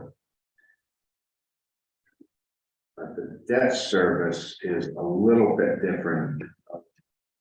I should have that one here, I have it on my desk. So that if you combine the two numbers in the debt service under that February 9th column, the 1123071 plus 475962, that totals 1,599,033. The revised numbers I got from Greg this afternoon are 1,602,908. So it's about $3,800 more than what I put. So I just got today, so it's not in there. So that's, I think, fairly immaterial, but if you do vote to kind of incorporate the new numbers into that, just make a note that the debt service would be based on whatever we received today. And I mean, my goal would be to take that town manager proposed select board referred column, update it with the numbers that Greg sent, which again is not what's in the bound budget book. That was kind of an arbitrary 3% increase in operating. There was an amount over and above that that's reflected in the 8,038,620 number here.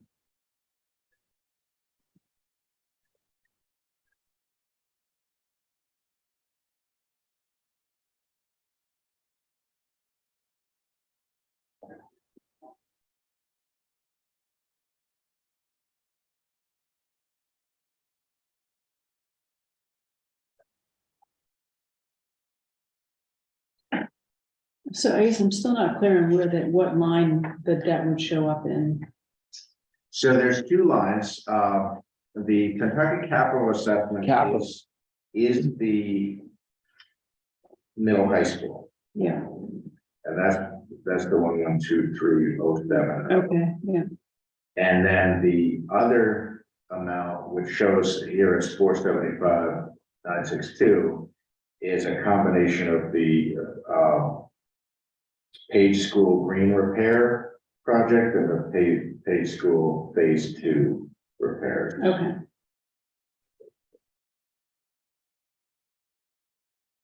And that's where the combined amount. It's not here. So.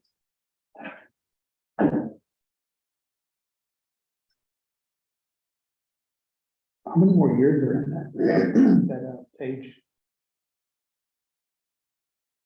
I guess there's two parts to it. I wonder how many more years remain in that?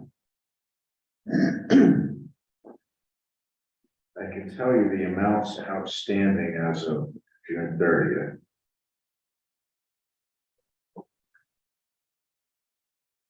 But I don't have the maturity here. I have all that in my files, but I don't have it handy.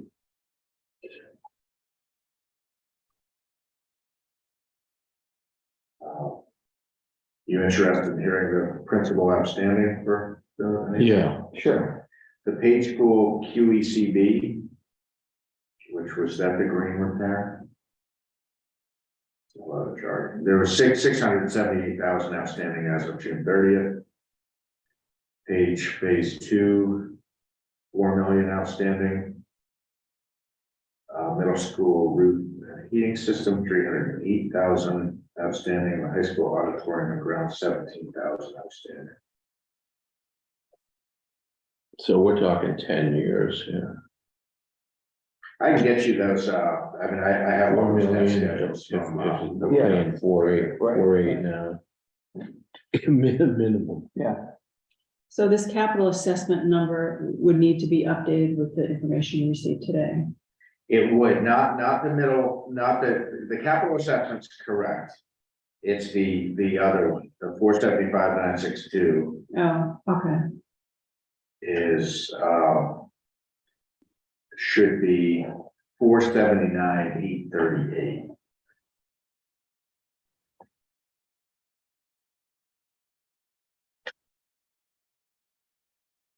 All right, so I move we refer the updated education numbers discussed tonight and just referenced by Angus. I'll second. Discussion, we're good? Yeah. All those in favor, aye. All right. All right.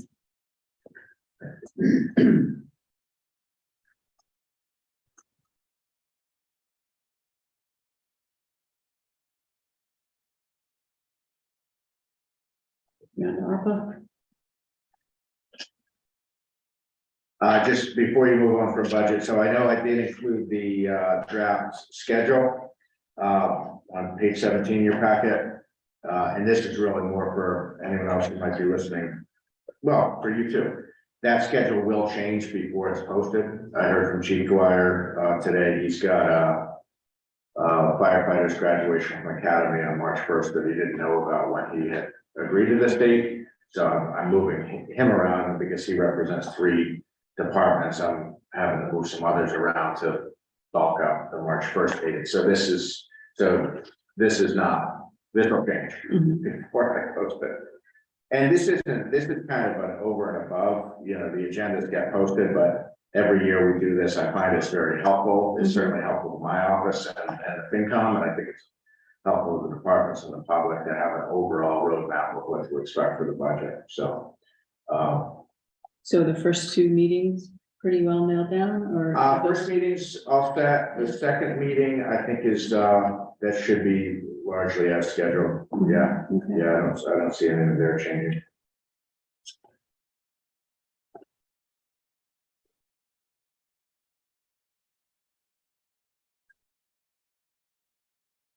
And I have been in pretty regular contact with Chris Weil. He did say they would like to defer on the capital articles till after the capital improvements committee makes its recommendation, so that will affect the time Mhm. when they take it.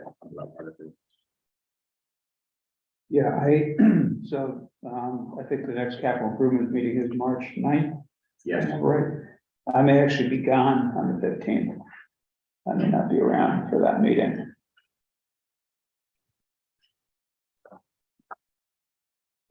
for the FinCom meeting. Yeah, for the FinCom meeting. Okay, all right. So, which just, being the select board rep for that committee, I would try to go if I could when it's on that.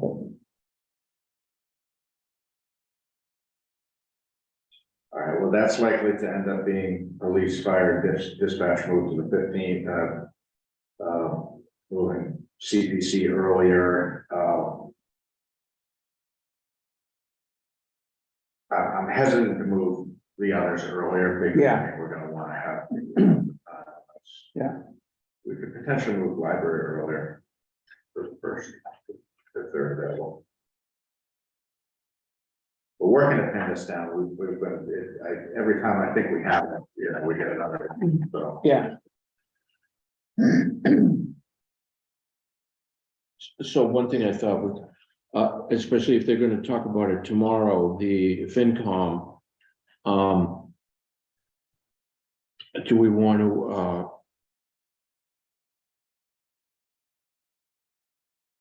give our sense, our 2 cents worth on the, on OPEB for, do we want to fund that warrant article? That'd be great to have your recommendation on that. What page is that on? Or which article is it? It's, 18? 18. Yeah.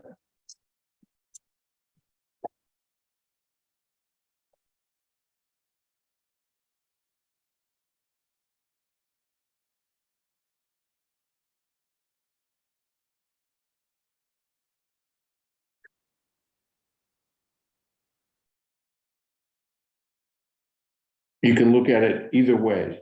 We're being overly cautious by doing this. We're the most cautious town in the entire Commonwealth. So you can look at it that way. So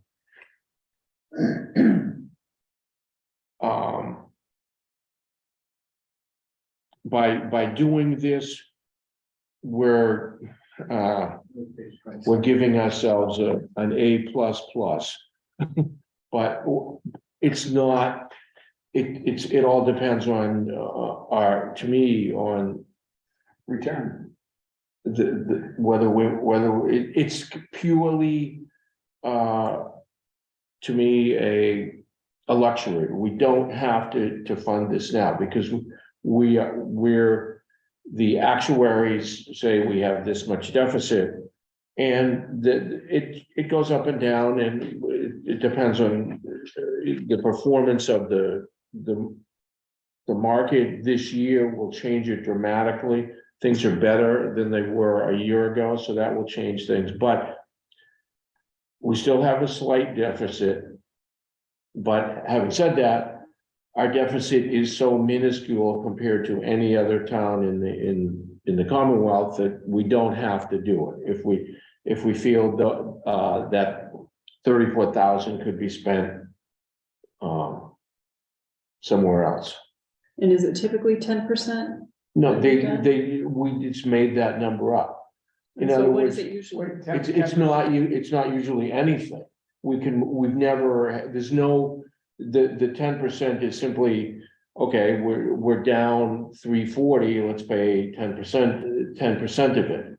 But you know, for a few years, we were up 340 or 500,000. So we're the fluctuations depending upon the functioning of our investments in the OPEB, and to a small degree, the number of retirees and the cost of healthcare and stuff affect that, but it's going to go up and down. When at the moment we have we have more stringent actuaries than we had in the past, but the 10% is just sort of a number that okay, we'll fund some of it, but you could pick 5% or you could pick 20%. It's not really something that this is a long-term thing. So if we put 30,000 in or we put 20,000 in, it doesn't in the long run, it isn't going to make a huge difference because the balance in the account is about 2 million. So what's 34,000 out of 2 million? It's not that much. And I think there was one year that maybe you did 5,000 just as a pure token amount, just to keep it in the voters' consciousness. Yeah. You know, I think some amount is good because it keeps people's understanding. So like why we never did that before. You don't want to get in that position. Yeah. So I picked 10% of the deficit just as a place to start the discussion. There's no magic behind that. And so just a commitment at all is what's recommended, just a commitment to. Well, I mean, you can see in the financial policies that and it's adopted locally, but it's based on the language in the DLS, but this, the funding strategies, it lists 4 different options you might consider. Transfer unexpended funds from the insurance line items to the OPEB trust fund. So if, for instance, in the prior year, we showed that we had underspent by health insurance X amount, just take that amount, would be one option. And there's 3 others here: Medicare reimbursements, you're appropriating an annual portion of free cash. That's pretty vague. But that's what we had done originally. That's how we funded it originally, was put a couple of big chunks right in the beginning from free cash. Yeah. Do you have a sense of what the unexpended funds from insurance line items, is that a significant amount? Not usually. We're usually pretty Where is that? This is in the packet materials, the financial policy for the OPEB. Oh, okay, Let the, actually, we can look, we can. what look page right is that, there. Aga? On the- It's not page numbers. Yeah. there's no Oh, page, it's 29. if you're- Okay, so if we look at, well, of course, last year's budget has the actual, it does not have the budgeted amount.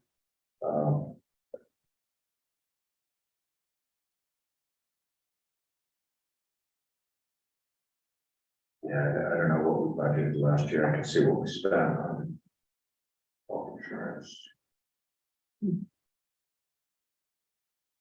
We probably did it with an article rather than operating.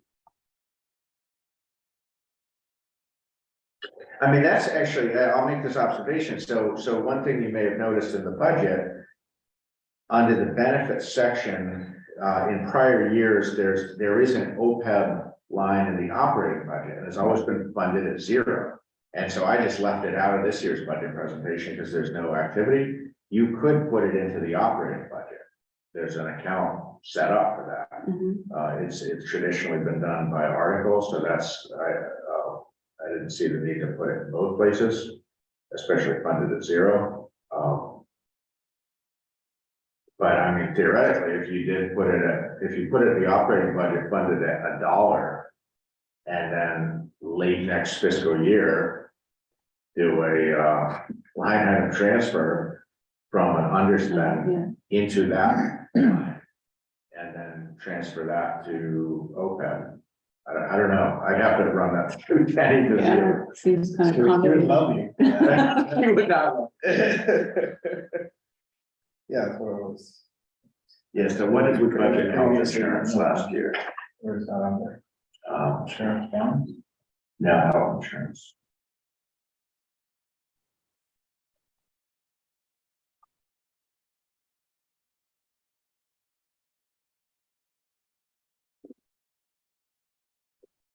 $181.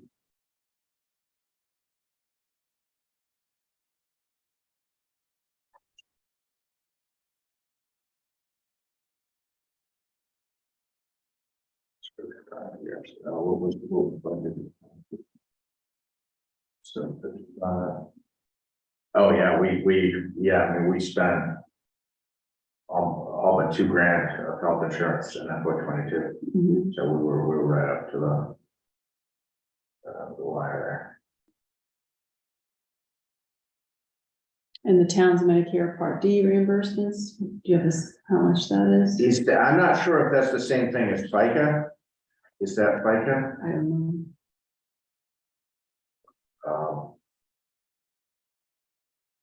Jenny would know that.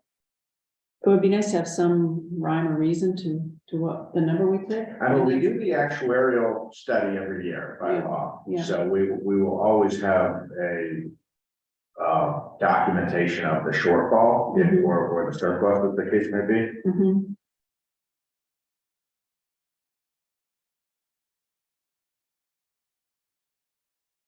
Okay, the Commonwealth's OPEB unfunded deficit for everybody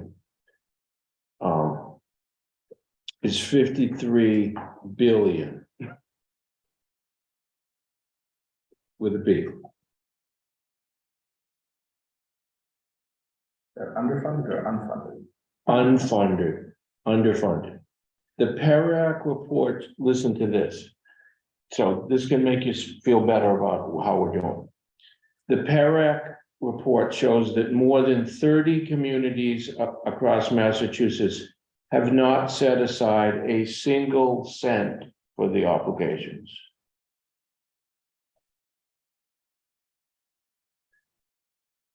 Dozens of other communities simply fail to submit any data regarding the size of their unfunded liabilities. Get this, scores of other cities and towns have yet to set aside enough money to cover 1% of their financial burden.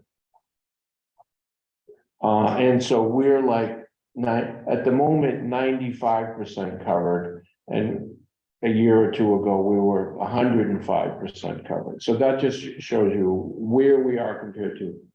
And that could go up or down based on, how the investments perform, Right. correct? I don't want to And cast, demographics as I well. don't want to cast aspersions, but there's a town that begins with W and it has an O and a B and a burn in it. And they have been appropriating $750,000 to tackle the OPEB bill, but their OPEB bill is, wait for it, 255 million. But they're in good investments. They're really growing. Okay, so I just wanted, you have to see the context of where, how we're doing versus other places. So do you So I would put something in, but I wouldn't put that much in. That's my feeling. Put $5,000 in. Yeah, makes sense to me? 255 million. When you say state, is that covering all state employees? Is that when you say the 53 billion? That one, that might be everybody, yeah, that might So be state, municipal and state. municipal and state, yeah. But there's one particular Yeah. community. But the fact that some places have zero.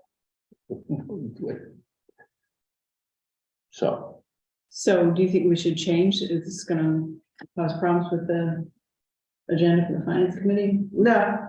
Yeah. No, I mean, this is how Mhm. it goes. Is that a sausage I mean, company? Yeah, what are they gonna be unhappy? They're gonna be unhappy because they have to spend less? No, I'm just saying this is what they're planning. So would we vote to change the amount requested in this article? Yeah, This is a select board article. Yeah, so I move that we reduce the amount of the article from 34 through 38. $34,338 to $5,000. you okay with that one here? Yeah, I just would like there to be some, you know me, I want a reason. 5,000 is arbitrary. It is absolutely arbitrary, but you know, the thing is that there is Some no. things are. Yeah, but the thing is that we have no idea how our liability is gonna change. We have no idea how what's currently set aside is going to change, how it's gonna grow. If it's gonna grow, we'd say that, no, year to year, it might not, but. Our liability, yeah, our liability doesn't. Because we have such a small workforce and. Our liability doesn't change that stays pretty much the same. It's more dependent upon. The Dow more than anything else. How is the, how are our investments doing? And we're gonna find that, we'll see how we're doing. We have an investment policy committee meeting tomorrow night, so we'll see how they're doing, but. 5,400, What's the significance of that? $54 billion. Well, that's why I like one of these other options, unexpended funds from the insurance line or Medicaid part. I mean, there's some rationale for it. Sure, how did they, but that's just somebody just made those up at DLS. They don't know anything more than you do. But yeah, but it's a specific amount, you know, there's a rationale to it. Yeah, somewhere, someday, at one point in time, a person arbitrarily came up with a formula and they figured out a number, and that's a number. They What's wrong with it? they weren't necessarily wizards about it either. They just, okay, well, how about if we say this? So are you saying that it would be a nightmare to do the unexpended funds from the insurance line item, or you just saying to make it For the prior year. Yeah. Current year, obviously, we don't know that at the end of the year. For the prior year, that can be done. Mhm, Last year, they happened to be very, very small. mhm. but 2,000, right? Yeah, So, I mean, that's. Is there always something there? yeah, and in fact. Oh, okay, well, so let's run with Wendy's thought here. Why don't we have a policy that that's what we do because we always have, I mean, every year that I've been involved in this, we get to this point and what's a good number? Okay, so we could say going forward, until there's some other circumstance that causes us to give that a second look, we say, well, maybe that's not enough. Maybe that's what we ought to do every year. And that could just be the way we run with it going forward, so we don't anguish over a number that there is no answer Right, for. I like that, These I are, like flexibility, you know. yeah. But sometimes we put a lot in because we had a lot of money. That's why we're in a good place now. This limits you, you won't be able to put more in if you want to some other day. well, no, there's nothing that says that we can't do something else. Yeah, But, Isn't that but, the but, baseline? but Okay. at least like we should just spent 15 minutes anguishing over, I know. you know? Anguish is a strong word. So next time we spend 30 seconds to say this is the number and unless somebody has something else to contribute. Okay. Well, I won't be here to bother you next Right. time. Are you okay with that, Angus? Yeah, I mean, I think, you know, I like the 10%, you know, the pension stabilization. That recommendation is clear in the ELS policy is 10% of that year's appropriation. There's nothing else clear in the OPEB. You know, I think I wouldn't go less than 5,000, just because, I mean, you know, we're dealing with investment portfolios and like investing $2,000 on a, you know, $2 million. I don't know, like at some point, it's not even worth the time it takes to do the bank transfers. And I don't know, to me, like 5,000 is a floor, you know, 2,000 is I just don't know if it's worth it. I mean, It's a double the amount.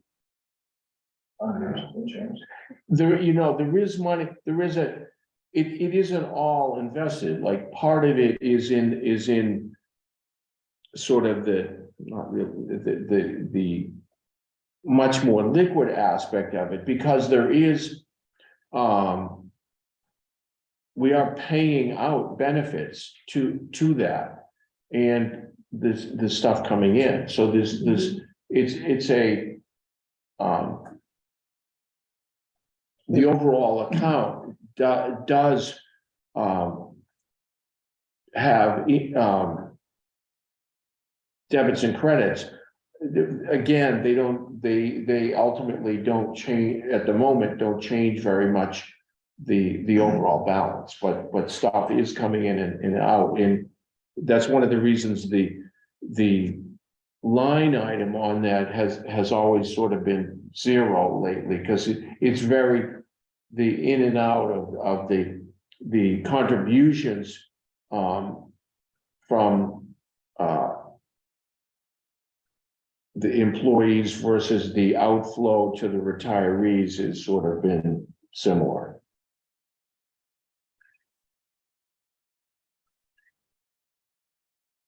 So, okay. What's the motion on the floor? Right now it's 5,000. yeah, Rick made a motion and I didn't have. we didn't, yeah. And then we talked about another strategy. Yeah.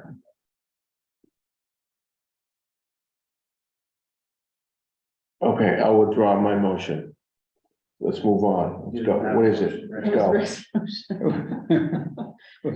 It was my See, motion. it's to past 9 5,000. o'clock, we're losing momentum here. Right.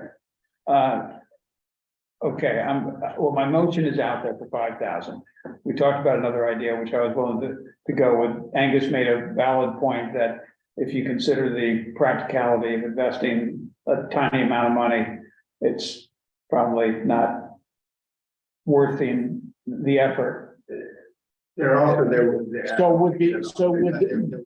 glitch with how we budgeted health insurance in FY22. Which I'll just leave it there. So we came in under budget, but it was not as healthy a budget as, and there was a glitch. I mean, this goes back a year and a half, and we still came in under budget, thank goodness. But, I don't know if you have the budget book there, but. So it was a small dollar figure, Angus? Yeah, it was a smaller dollar figure than it normally would be. Smaller than And it $5,000? was actually due to an error and like a key punch error.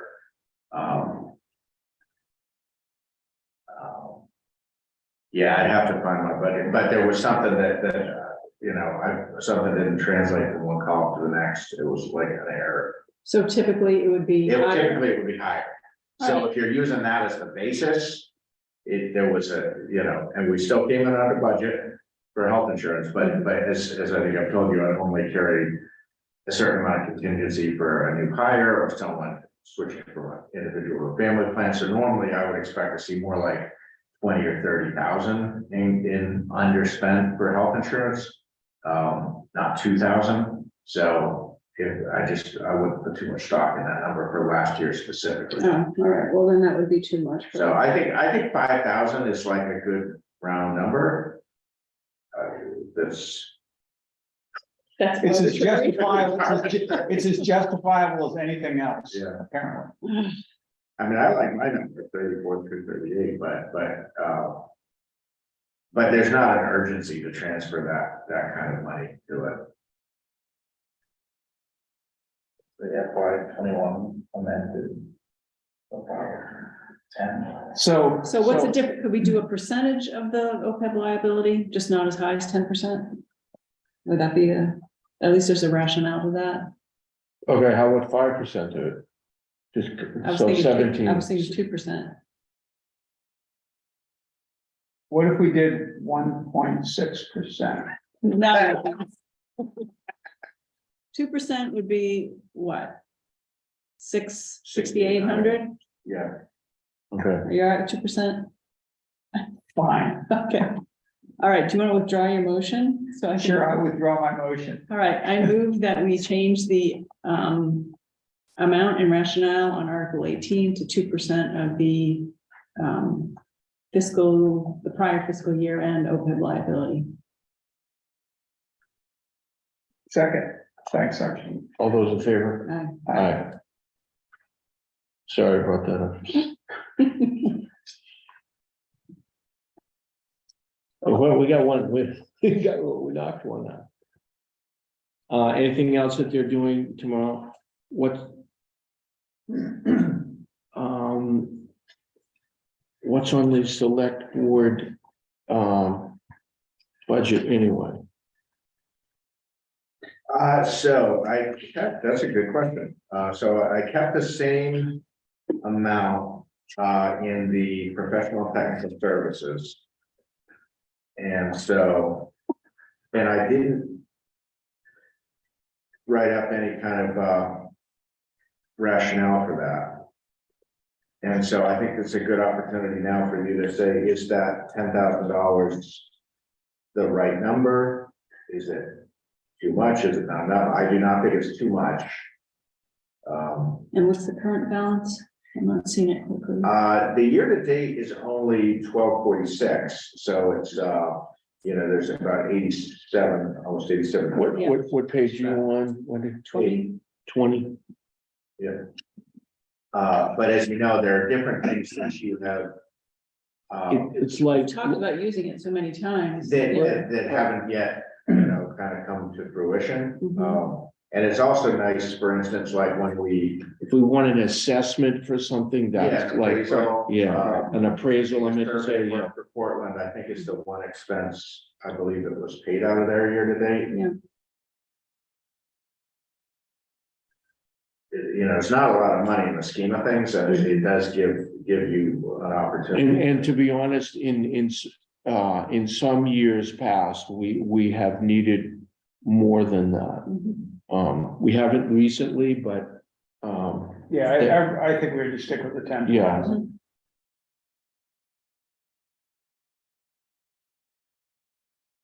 And then it's really, pretty bare bones on the, operating expenses in the proposed budget. because a major driver of what was approved in the current year was outsourcing the meeting minutes, because at the time we presented the budget a year ago, our new assistant clerk hadn't started. I think she began in March. And so it wasn't until she was on the job and doing all that. Yeah, she's been contracted in March. Right, right.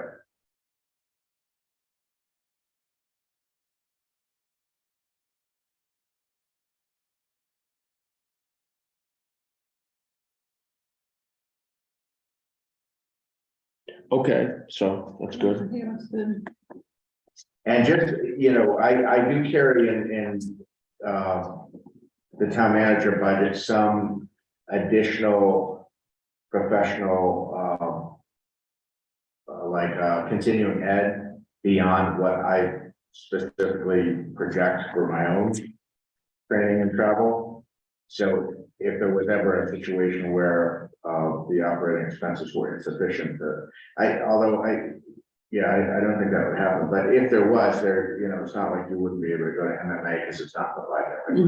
We would find, you know, I do carry some of that. In fact, I could just as well, you know, move that into the select board, but Would you ever use that for other departments that did Oh, yeah. that one? yeah, oh, absolutely, Yeah. yeah, I have done that.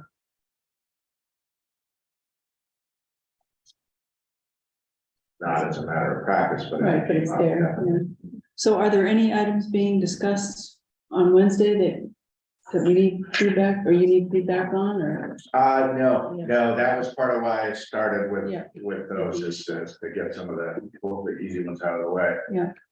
I mean, legal counsel, you talked about that, and I think you gave me you thought that we budgeted that properly Mhm. based on the combination of the average to date as well as estimated going forward. But that's something that, you know, they may, you know, question that, but I put in the backup and all the numbers that you see every month, do that chart. I think it's, you know, based on year to date, I think we've done pretty well with budgeting that.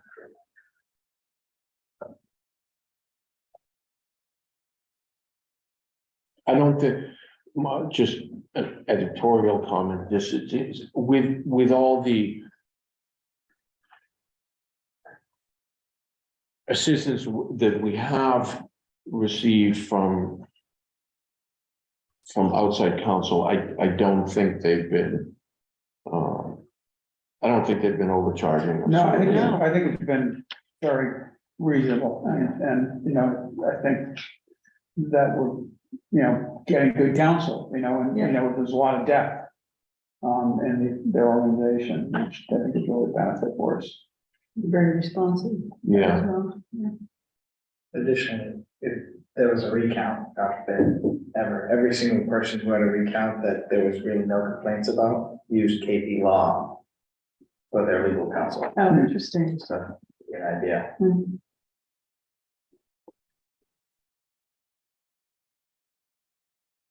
It's interesting. The pension liability, and that's the same 10% that you've done every year, so if you're at peace with that, if you want to go ahead and endorse that. Do you want to look at like all the articles that you all are sponsoring? Yeah, well, let's do that one right now. Let's do this one, get that one done. Okay, so I move that we say yes to that 10% for that article. Which article is this? 17 for 67,514.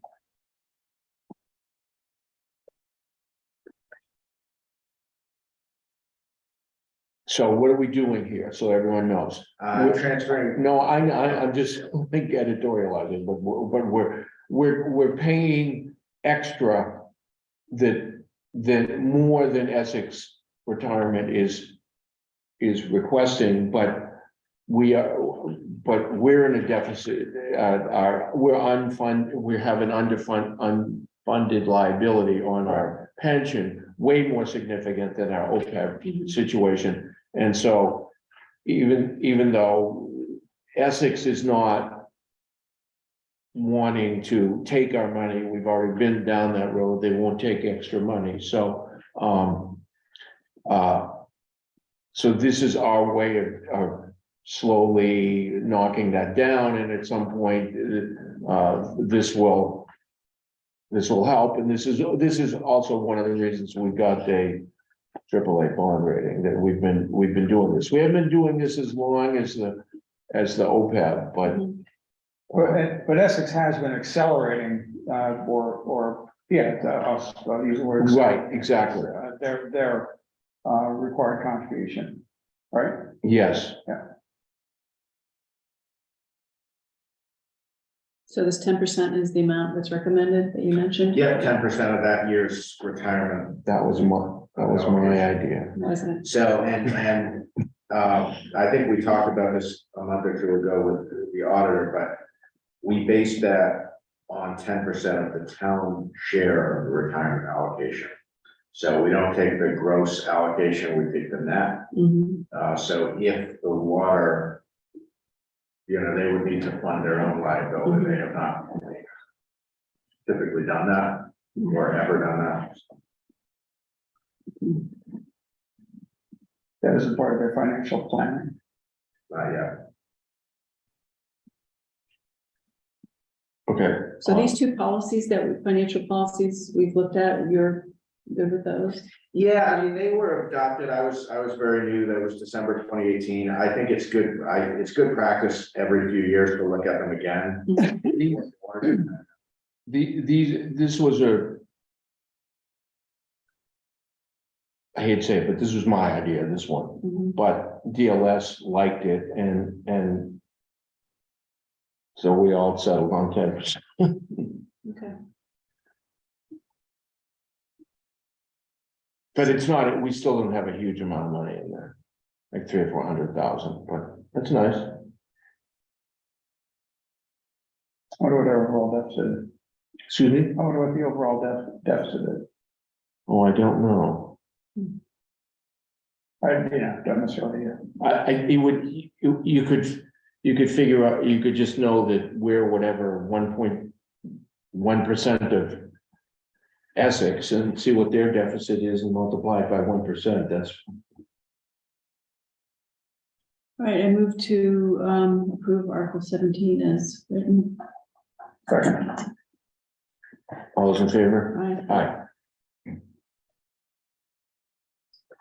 Do you want to go back to the beginning and talk school stabilization, or do you want to save that for a different night when you have more information on that?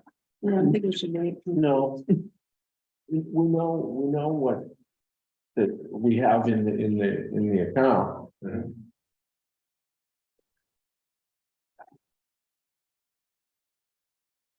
So, What do you want to know more about? well, I didn't realize we were gonna actually vote on articles tonight, so I mean, if we knew ahead of time which ones we're gonna consider, that would be helpful. Okay. Because I just kind of skimmed over this last time, I didn't, review it for tonight. Yeah, maybe stick with the easy ones just to get them out of the way. Yeah, So I just want to throw out a comment about that particular one. It strikes me that, because we have two significant non-recurring reductions in items, one is debt. We're debt's falling off the edge, going to zero. And then we have that, was it 140,000 correction from Essex retirement. That I think we have to stretch out beyond 2 more years, beyond the next 2 years for the school stabilization. And, take advantage of, because we don't know what's gonna happen as far as school budgeting is concerned going forward. So those are, they're sort of the same order as combined as the, what we've been doing for school stabilization. So it just seems to me we should do less than was it 390, past year. so divided over more years? Yeah, divided over more years. Like how many? I would say at least 3 and maybe 4. I mean, it's the kind of thing we can change it each year, based on, based on real circumstances. Mhm. And this year we just have which are, I hate to use the word bonus, but they're kind of, bonus reductions that are not gonna recur. So that's my thought. So the current balance is 815, is that right? Yes. Yes. Okay. Well, that's based on, I'm assuming, $2,000 a month of earnings on investments. Okay. So Yeah. that carried 24,000 of projected money, not real money. Yeah. That's just based on the last couple of months. The first couple of months, it lost money, but if you look at the last couple, 2,000 a month seems reasonable. Mhm.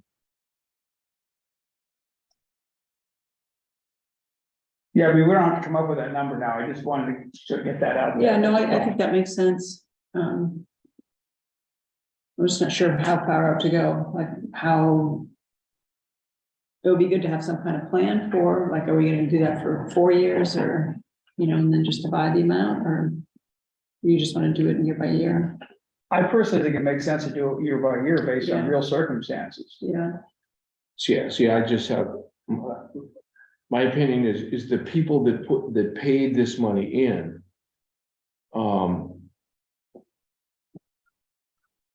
They paid extra, they literally paid extra taxes to fund this. Mhm. And before there was a school. And in anticipation of a school, and so. Now people that moved in the last few years, well, they didn't pay into, this money didn't come from space, it came from taxpayers, and so they paid the people that paid into it 7 or 8 years ago. They should get the benefit of it more than people that say moved in here 2 years ago and actually didn't pay extra taxes in to get this. And the other people may have moved away or passed away or anything, and so they paid extra taxes and didn't get the tax reduction later on, or as much of it, whereas someone that the longer you spread it out, the people that paid in earlier lose more, and the people that move in later get more of a benefit. That's just the way. Mhm.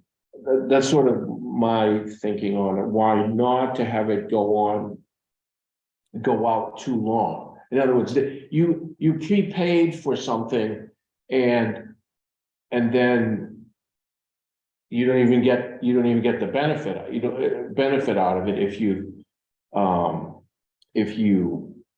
move after a certain point or something, where and other people that didn't prepay, they've had a reduction in their actual tax assessment, you might say, and the school now exists. If they had school age children that could take benefit of it, and they're getting and they didn't pay any of this extra tax money in. Yeah, no, I understand what you're saying. It's hard to think about it, but I think I'm right. No, I think you're 100% right about that. I guess what I'm not objecting to stretching it out a little. I don't know if I'd want to go more than. First of all, I don't think you get much benefit out of doing it at this point. 4 years would be, if you divided it 800 by 4, you get a couple $100,000. That's a reasonable amount. Dividing it, stretching it out more than that would be. It wouldn't have much actual. It would have a negligible effect on the tax rate at a certain point.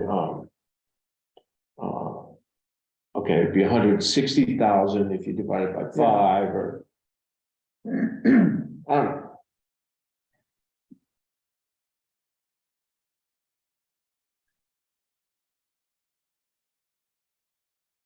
I don't think, the one thing I don't, I think we want to use some of it because.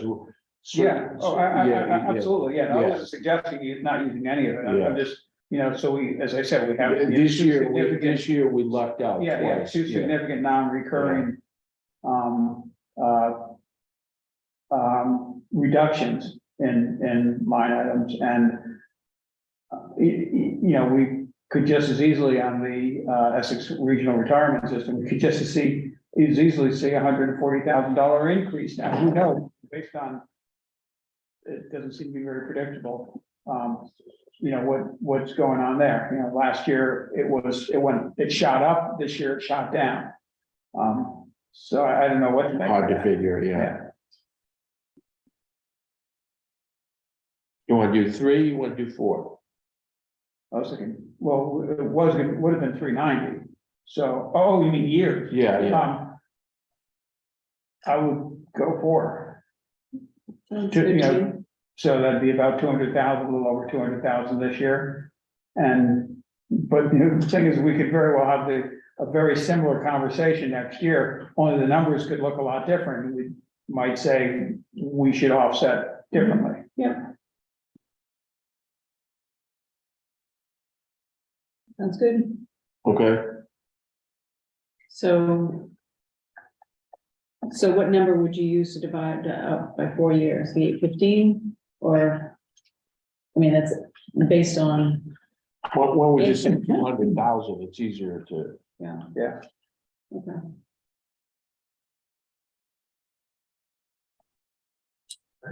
So 200K? Yeah. Great. So do we need to change I move to amend draft Article 3 to, the amount requested of $200,000 for this fiscal year.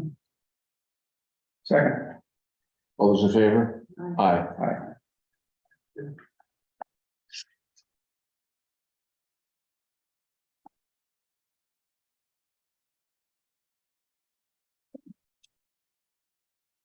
Okay, we don't know what we're gonna say about 5, so. I think we're gonna say something.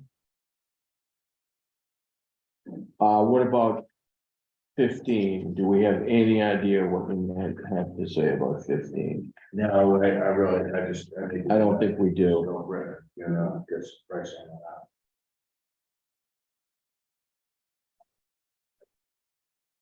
And that one, we don't know.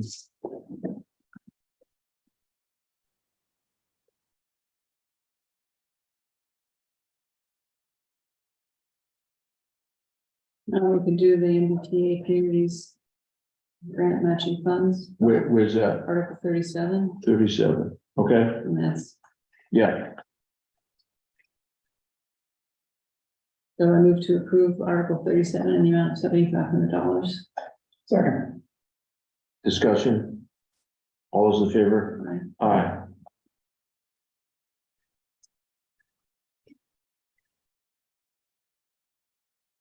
I think that's it.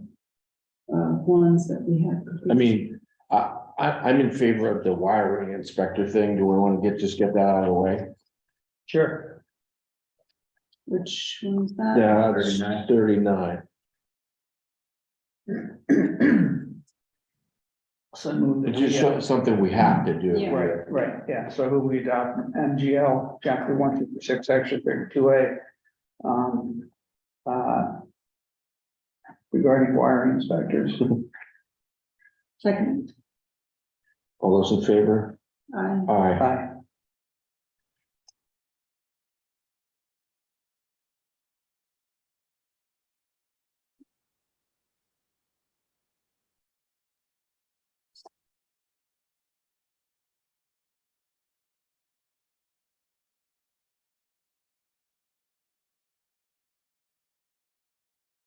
Okay, good. So, Angus, at some point, we're gonna hear from Mark or Mike or somebody about all these valves and Yeah, why don't, things. invite. Do we them want to, or what? Well, we need to have numbers, I think. Yeah. Yeah, I mean, there's that's, not- then we definitely need to hear that much. Right. Yeah. Yeah. So, Archie, did you say you're out the next meeting 2 weeks from tonight, the 27th? Yes, Do we want to go forward with that meeting, or is there a different, are you gonna be out for a little while? Should we Um, reschedule? Because I think that would be a good night to invite, some of the article sponsors in to present, including water. But I didn't know. I mean, I can listen in anyway. Okay, so you're, all right, so you want to stick with that night and, So you think you'll be available for the entire meeting? That'll be okay? I think so, yeah, I've done it before. Yeah, so From the it's- beach. Mhm. Yeah. Right, from a boat or a beach this time? No, from the beach. So we don't want to, we shouldn't be able to see the Mount Gay and.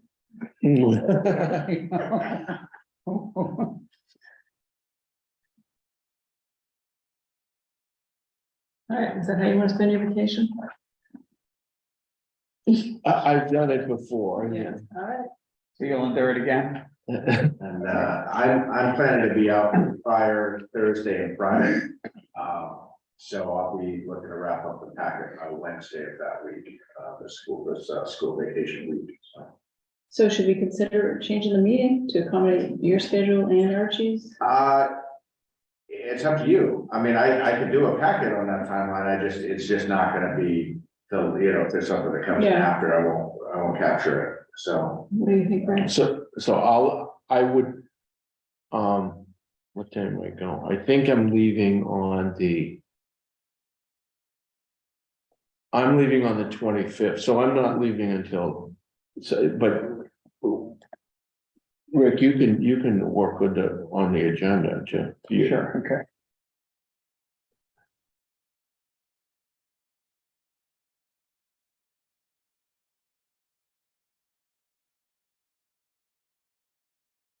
And our next meeting is March 7th. I mean, March 6th. Would be the 13th? I think it'd be the 13th would be normally, would be. Mhm. The 7th, why the 7th? No, I said the wrong date. I got the wrong month. 6th.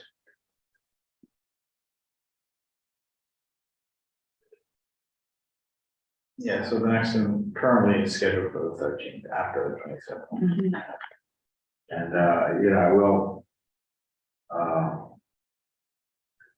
respectfully point out that I believe this is our sixth week in a row with a select board meeting. So it's not like we're under meetings. Mhm. That's been part We're of not slacking. Has it been? it really. That Yeah, because we met the 9th, the 17th, the 23rd, the 30th, the 6th, and the 13th. Okay, It's been a lot of meeting packets in the last 6 weeks. So that's why. so Angus, you should make the call. I mean, I think it's always good to have a full board, especially with a 3-member Yeah, board. I I think feel like being if we're down, gonna be discussing water things as well, I'd rather have yeah, Archie in the room. um, Could we meet the 6th and skip the 13th? or meet the 6th and stick with the 13th, because there's a lot, to Yeah. do. I would have no problem with that. Okay, I can But be I- here I the don't 6th, know. but I can't do that, I can't do any of the 3 weeks preliminary stuff. tonight, I think it's kind of tough too, also. Just with some of what's going on. I just don't know if it's a good night to have, recommendations on warrant articles if we're gonna be short a member. Right.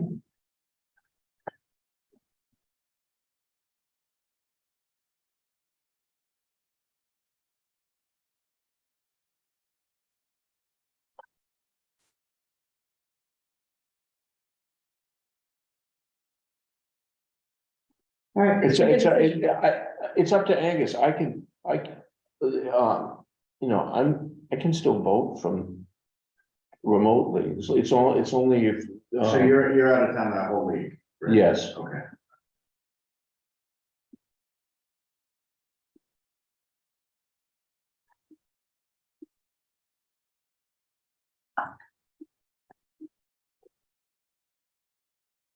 I think we should probably stick with it, Okay, With what? with the 27th. Okay, Just stick with it. Maybe when we set the agenda, we might, we might try to avoid, really yeah. big, high profile stuff. Yeah, I think we will probably want to avoid what we don't have to cover that night. Yeah. Okay. well, the wetlands bylaw. You wanna Oh, yeah, skip let's do that. That's the opportunity. Oh, Archie, we lost the Zoom. Oh, we still have a majority.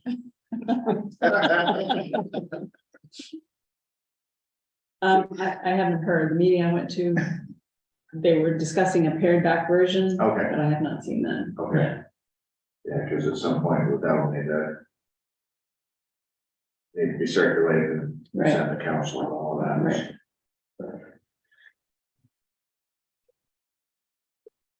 All right, ARPA, ARPA. So you have before you a request to authorize up to not to exceed amount of $9,500 to engage from Clifton Marston Allen, which is an accounting firm with specialization in ARPA. And this is something that Jenny has been to. She's been to webinars that they've run and sessions and found they're very knowledgeable. And she and I have been talking for a little while that it would be helpful to have dedicated consulting to ensure that these are managed in accordance with all the federal requirements. So we did reach out to them a couple of weeks ago and invited them to propose a contract. That's what you have in front of you. And I have not signed the contract. I would look for your authorization of that expenditure from the ARPA funds. Based on the terms outlined of the proposal. and this, is it for a year or is it just a not defined time? It's not, yeah, it's, I didn't see that. That's a good question, yeah. there's the master services agreement on page 85 does provide for 5 years unless terminated earlier by notice, and that either party may terminate at any given time, at any time by giving 30 days written notice. So does that mean the rates wouldn't change in 5 years? That's hard to believe. I don't know.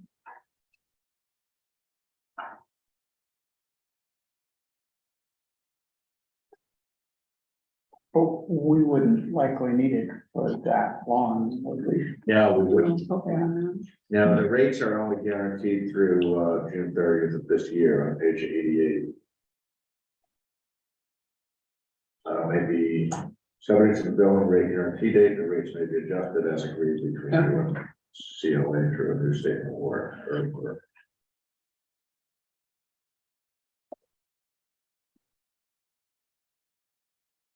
Okay, so it's under your purview to sign, right? Yeah. Just looking for, Just for the appropriation oh, I see. And that's coming from, from the ARPA funds. Yeah. Which is about, so just north of 1.4 million. right, so I move to authorize the expenditure of funds to hire a consultant to manage the ARPA funds. Sorry. And we were authorizing, I guess, discussion. We were authorizing up to $9,500. Was that correct? Yeah, Yeah. based on the form on page 78. of the Yeah. packet.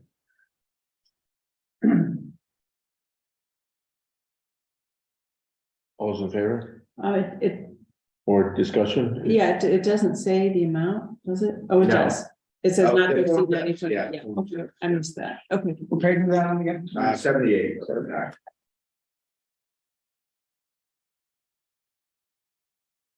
Good? Yeah. Okay, all those in favor? Fine. Aye. But Angus, how did you know about this? It sounds like a good idea, but yeah. Yeah, a lot of communities have contracted with different accounting firms. And like I said, Jenny has been to seminars that this particular person had Oh, okay. run and was favorably impressed.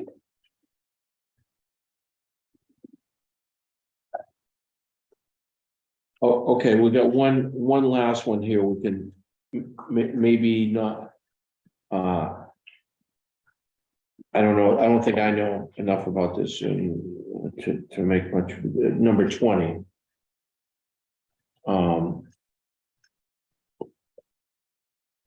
So Oh, yeah. So this is, so I had mentioned this in the past, so. Yeah, the PEG funds need to be appropriated each year by town meeting. And the town had done that for the first couple of years after the PEG account was established in 2015 at the annual town meeting. Both that year and the spring of 2015, 16, and 17 had voted annually to do that. And then did not in 2018. And then I started after that town meeting, and it never got picked up as a article going forward. And so I had asked, I had read the IGR on PEG funds a couple of weeks ago, and it says very clearly it's got to be appropriated every year. And so I reached out to Tim and sent him my question, and he said, yes, it does. And interestingly, the votes that were taken back in 2015, 2016, and 2017, even though it's good they took votes, they were not actually in the correct form because it treated them as revolving funds. And they're specifically not revolving funds. It's a receipt revenue reserve for appropriation. So I can, so basically it's similar in a lot of ways to a revolving fund because it's contingent on revenues received. But the town meeting has to establish the maximum amount that can be expended from the PEG funds in the subsequent fiscal year. So were funds expended in those years? Were the, yes. yeah, and so. I wonder how that was done.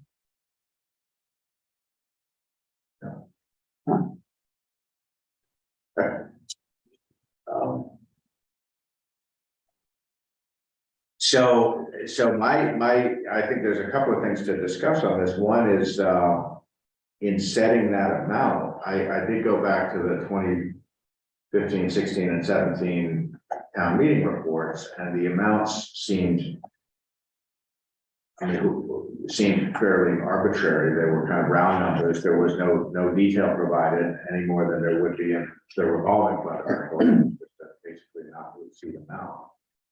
So I think as we look ahead to the next 6 weeks or so, one question I had is did you want to call on the cable advisory committee to provide a recommendation on what it thinks that the amount should be? Or do you as a board want to come up with what you think the amount should be? But someone's going to need to come up with an amount there. And I think it should be something less than the full amount that's in the PEG account, which is over $200,000 at this point, because there wouldn't ever be that kind of need in a single fiscal year. That would be a big year. Yeah, I mean, you would need to obviously to justify making any, yeah. I think the number in 2017, and I have this, I sent it to Tim, I could send it, pull it out of my sent mail, but I think the most recent number was on the order of $70,000, which is far more than what has been expended in practice in any given year.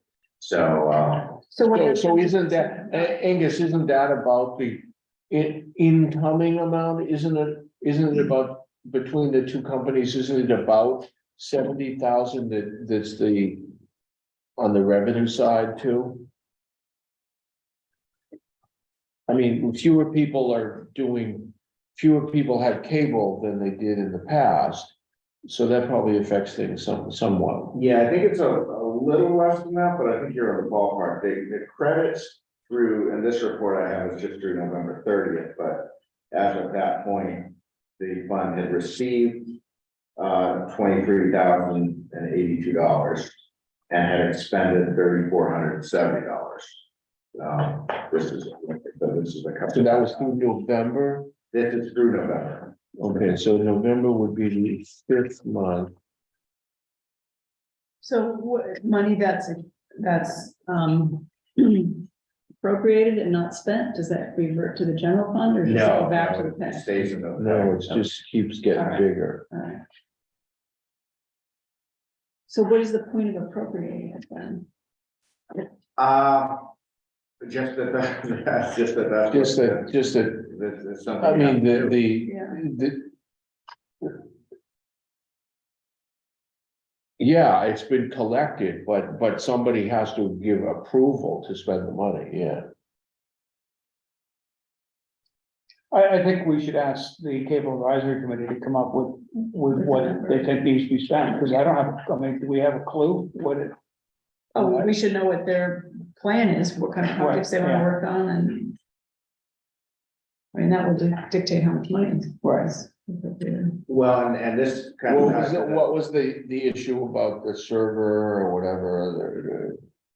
Well, so there's a server replacement that Adam is strongly recommending and has said is definitely needed.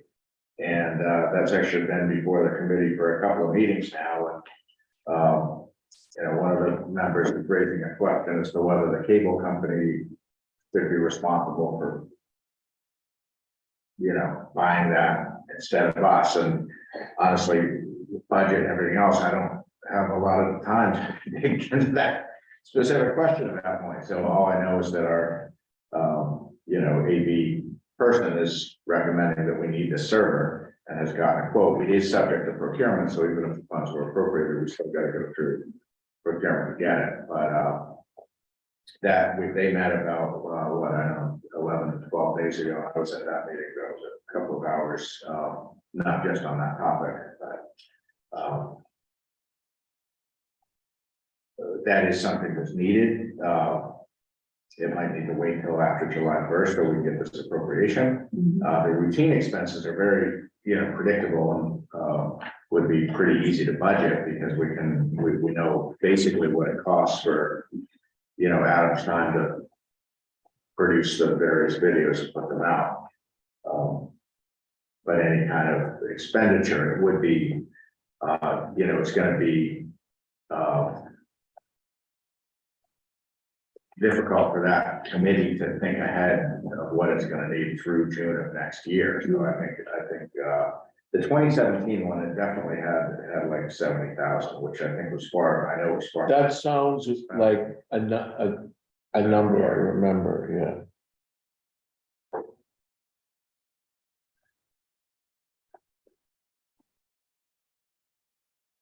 Yeah, I've got the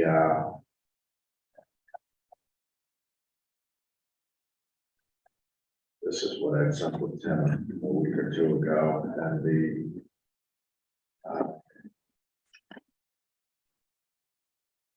2017 annual town meeting FinCom booklet, 75,000 in FY18, and the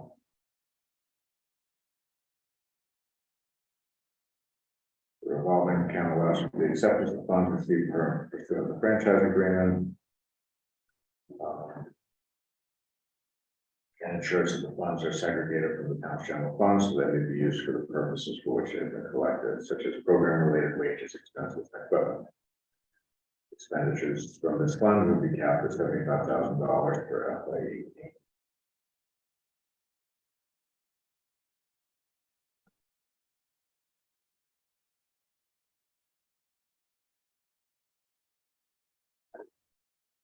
So could we ask the committee to make a recommendation? Definitely, yeah.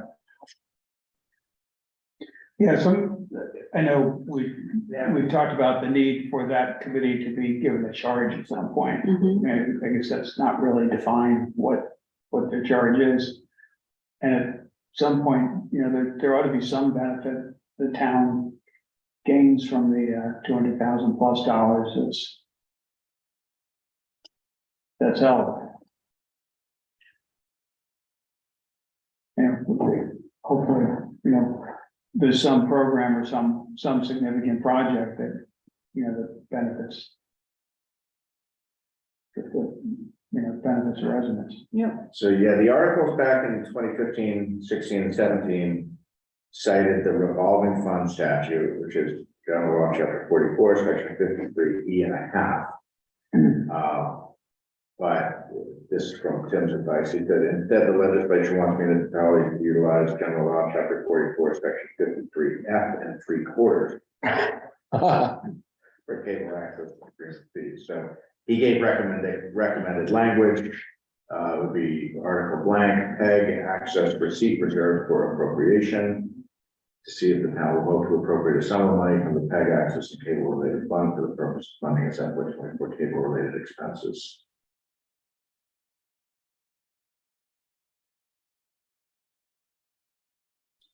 So I can run, reports on the last few years of revenues and expenses. And then ask the cable advisory committee to project what it anticipates, if anything, above the kind of baseline expenses of just, programming. But this will be a new thing, and it comes at an interesting time because the committee is a very dynamic committee right now with three, pretty different personalities.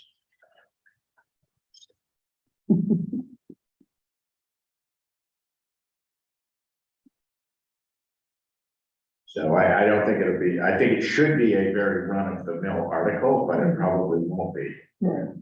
Yeah. So would we ask them to be at our next meeting then, or is this not? I'd say if they would be at the, whatever is the next meeting you have after the next meeting they have. Okay. Because this will be a new request to them, Yeah. and they met 2 hours last time, and I think 3 hours, 10 days before that. Really? Really? And that was not to essentially prepare a budget request for next year, so I don't think it's productive to have them in front of this board until they've had time to, be presented with a question, but I wanted to ask you, did you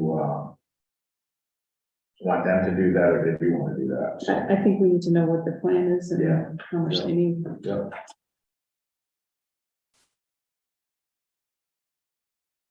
And simultaneously, we should think of recommendations for them. Mhm. Oh, okay. Before I forget it, we want to add I'd like to make a motion to add an unexpected item to the agenda related to recent developments with nationwide opioid litigation. So to make a motion that we add that to the agenda. Second. All those in favor? Aye. All right.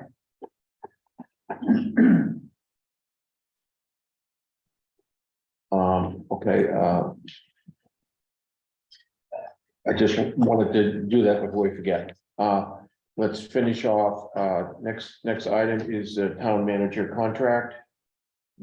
Rick, do you want to make a motion? Sure, yeah, I move that, we, approve the, contract revision that was in, actually, is it in this, at the end of this package? It's in the select. Board. Yeah, it was in the, executive session package, as revised in that discussion. I guess that's it. I don't think I need to go into more detail here. It'll be available when it's, after it's been signed. Second. And there will be a revision, a slight revision. Right, yeah, as within that package. Okay. And as as further revised in executive session. That was a- Did you second? I did, Okay. yeah. All those in favor? Aye. Aye. Aye. So our next item is the,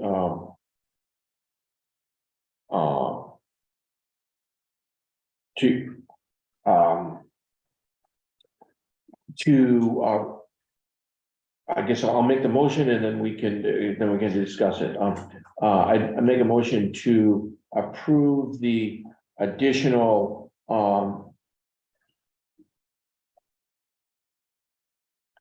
claimants, no, they don't have the claimants, we're the claimant, I guess, to the federal multi-district litigation versus CVS, Walgreens, Walmart, Teva, and Allergan.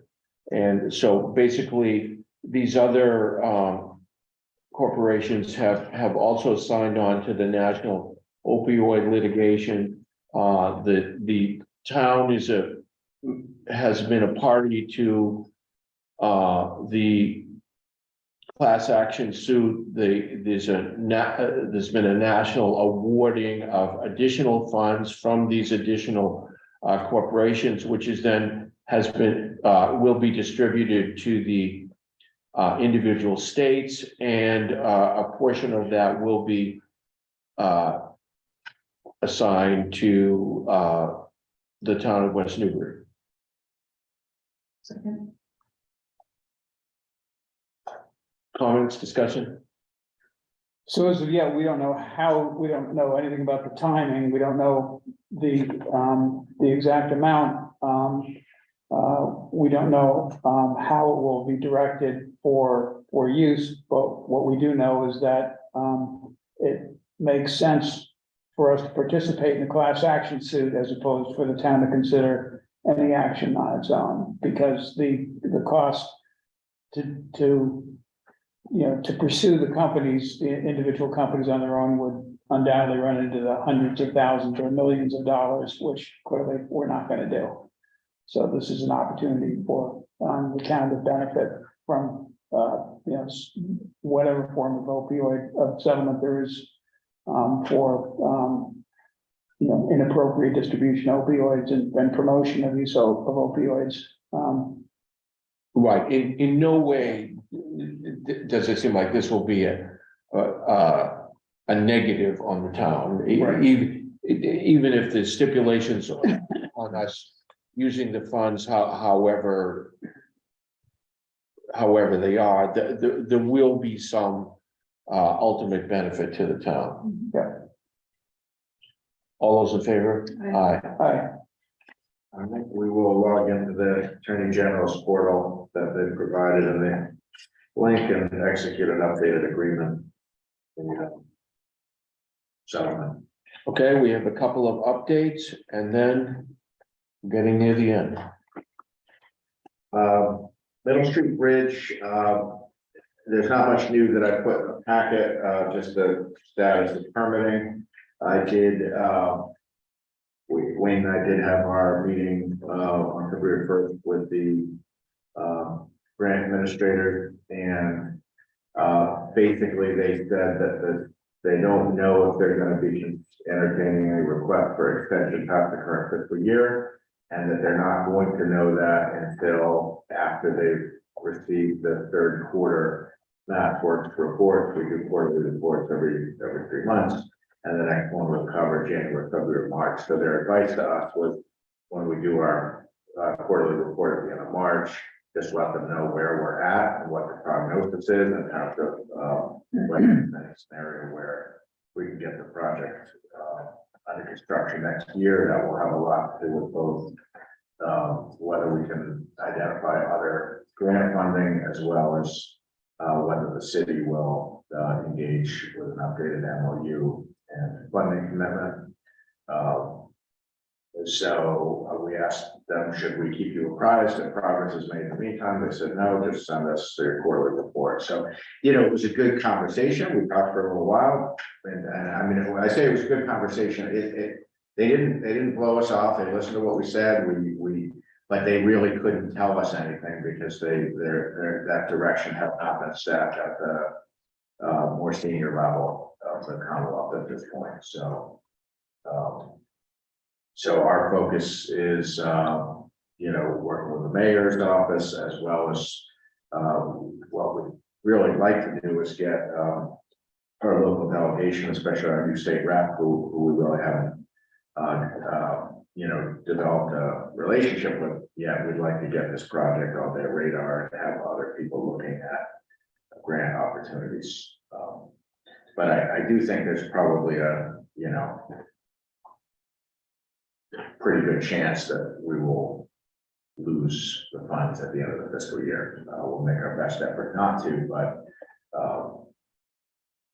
I think the Commonwealth's looking to get those funds to projects that are gonna break ground. So we have more than $1 million funding gap, and it's hard to see how that gets filled in a meaningful way in the next 3 months. So.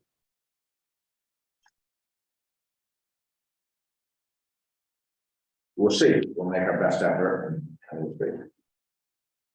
Well, I wonder where the money is, like. It's, it's like. It was appropriated several years ago, so it hasn't been spent a second time. It's hard to know.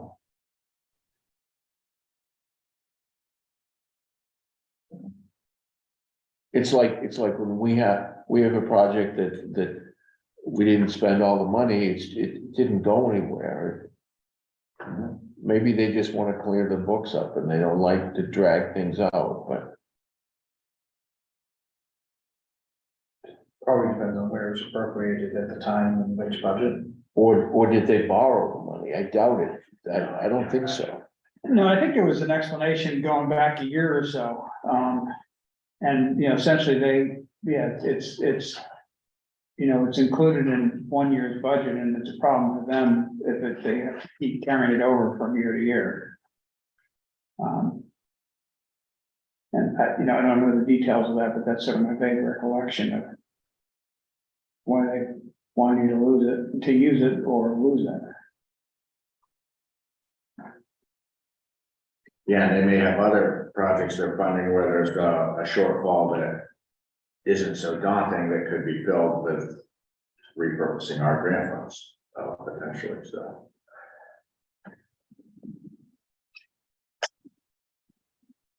Next item, we got this letter from Verizon initiating discussions regarding the cable franchise agreement. Interesting timing for a couple of reasons. Right.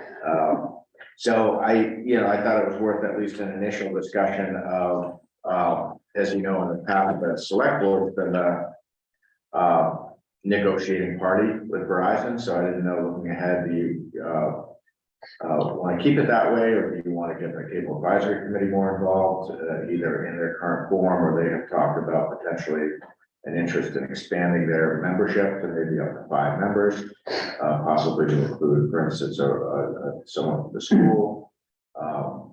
So I'm not looking for a decision, but do you see this as something the select board would continue to be the primary negotiating entity, or if you see it otherwise, that could affect how what charge ends up being approved for the cable advisory committee, or potentially the composition of that. So, okay, are we negotiating? Because ultimately, the funds come from a fee add-on on people's cable bill or internet bill. So what exactly are we negotiating? And you see what I mean? Yeah. Like, are we trying to get that, whatever it is, $2 or $3 a month down? Or are we trying to get them to give all of that $2 per person back? Or what are we exactly negotiating? Or do we get all the money that they collect back anyway? In which case, again, what are we negotiating? I would be testing my memory to think back on, all I know is when I started, working here. I believe the select board was well into the negotiating process with Verizon. I mean, you've been at it for a while. Well, right, I mean, I remember, Actually, but, brought the resolution. and I remember the people coming in and Yeah. talking and, but the point is, it's not like they're giving us something. That's the cable users are paying money that goes to Verizon or goes to Comcast and then comes back to the community. Are they simply an intermediary or do they add to it, or how does it work? So it was over 2 years after I started. It was July, I believe, of 2020 before it was finally agreed. And by that point, the Verizon license had not, There was lots going on, oh, yeah, it was. Lots going on. It was very hard to get, our attention, and it was very hard to get. Verizon. Somebody else's attention. Yeah, it was a torturous process, and, I think we did have, enormous bandwidth issues. I just remember this thing went on. I think it was still going on when you were elected. Yeah, no, it was, And, it was fairly early and Yeah, and I know the length of the contract was one. No, but you see my point, what are they? I don't know what we're negotiating because they're getting, are we getting more money back than they collect? I guess that's the question. I don't know. How does it work? do they roll the BIOS discussion in with the cable, or are they two separate issues? Because my recollection was that there was that there had been some comment by a rep, I think in conversation with you maybe, Angus, a conversation from a Verizon rep questioning what the heck are we doing in this town anyway with Oh, yeah. BIOS? Yeah.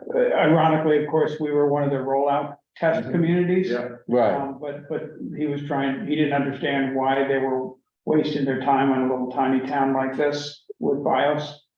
that's a good, you have a good Right. memory, I Yeah. remember that, yeah.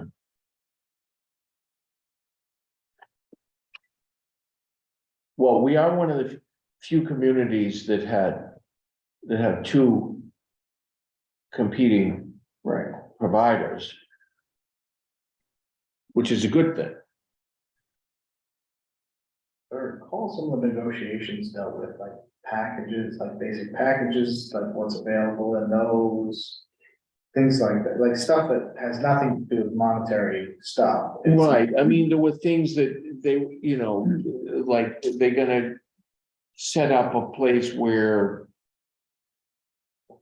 students at the middle school could have a broadcast studio, or, things like that were kind of big deals in the past that I remember hearing about, but I don't know if any of these things ever actually happened.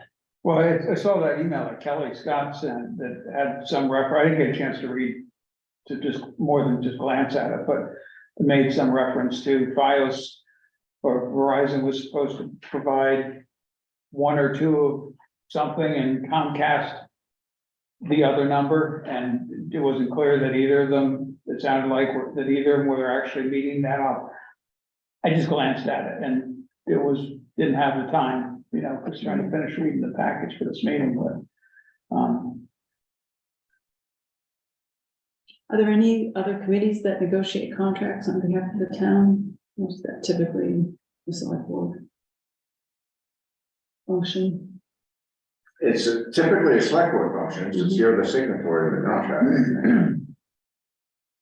Well, if we're gonna have the cable advisory committee come in and talk about the amounts per pay, maybe this is a conversation to have. With them, I don't really know. I mean, I like the framework that they prepared or approved last time. It was pretty straightforward.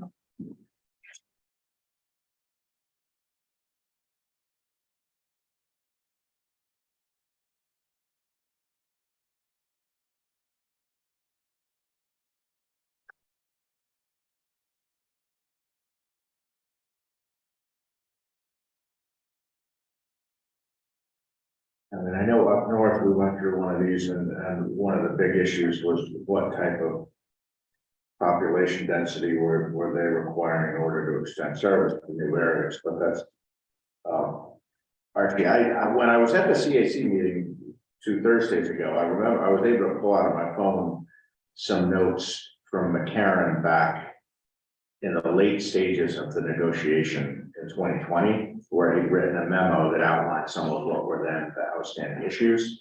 So I could put that back into circulation with the Okay. board just to refresh all of our memories of what were the items that were kind of negotiated. Because some of the contract is fairly boilerplate, but there were a handful of items that were material items of interest, and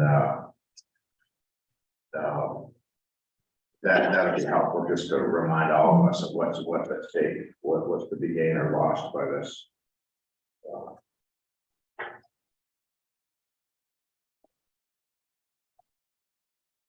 But I think right now, the fact that committee does not have a charge is not helpful, because it creates confusion as to who, what is their role. Well, isn't their role to approve applications for use of PEG funds? Well, so that's part of what I wanted to put on tonight's agenda, is just to let you know that yes, this policy was voted and approved that night, so that's good. And yes, that does give them, it does set out a clear process, which is essentially what they've been following for those, at least for the last 7 or 8 months. But interestingly, I looked at this a while back. I didn't find anything in the franchise agreements. There's nothing on paper that I'm aware of that vests any responsibility to the Cable Advisory Committee whatsoever. So my office looks to them, and typically, specifically the chair, to sign off on expenses. So when we get an invoice, we'll send it to the chair, and we'll sign off on it. We put it through payment. Same as we do with Park and Rec Commission for porta potty invoices for routine expenses. But there's nothing that I'm aware of in writing that actually says that. So that's something that I think ought to be cleared up. Are they the, approver of expenses out of that fund? That is how it has been handled in practice, but that's not necessarily written down anywhere. But, okay, so isn't that what the appropriation, it was, okay, you can spend up to 60,000 this year, that, and after that, it was pretty loosey-goosey, Yeah. I mean, but I mean, they would approve it, but there wasn't any breakdown of that total No. figure, no. No, I mean, every invoice that's put through, both the town accountant and I are personally reviewing and signing off on as well. So I can attest that everything that's been expended is fully appropriate with the purpose of the PEC funds. But that's based on how we do things. That's not based, I think it's just a whole, getting some clarity on is the Cable Advisory Committee, do they have to? What if there's a disagreement, or like, let's say the server, we need the server, for whatever reason, they don't end up approving that. It's like, well, we need it. So what, do I gotta go to the taxpayers to get it? I think the theory is that the cable company might have to do that, but that's something that's gonna require research, and I think that's what the PEG funds are for, but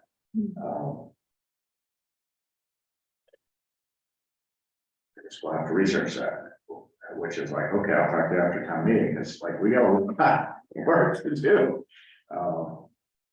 We don't have hours to research these questions right now, or social staff.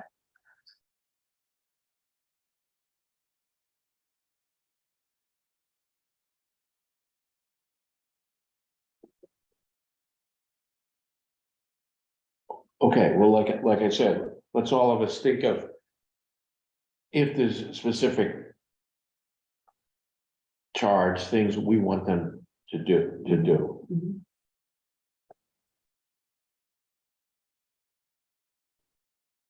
When were they formed? Do you remember? A long time So, ago. and there's no charge on record for? There's no charge, but I don't, that, if we could find the answer to that question, we might find something in meeting minutes. Yeah, But okay. that would be the best. So I mean, it might be, you know, when it goes to be when did it first appear in the town report, but they don't typically do it now. It wouldn't be a report. Yeah, so I don't know, For a long time, there was just one member. right.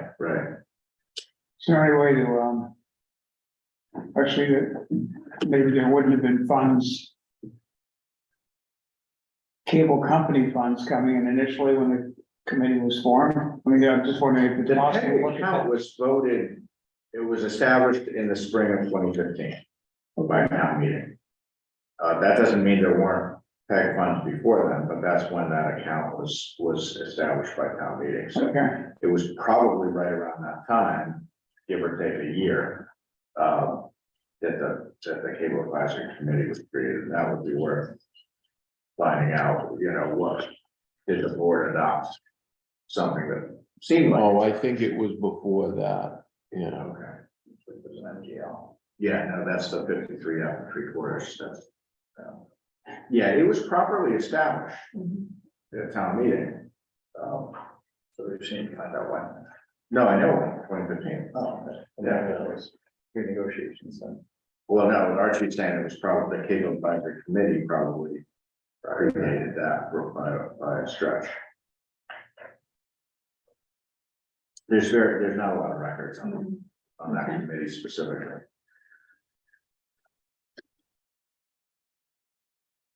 And under projects, you know, when we posted the agenda, I had grand visions of doing my own summary of projects, but that didn't happen. So I did include Christine Wallace's current draft, which is kind of a running tally of things under her management.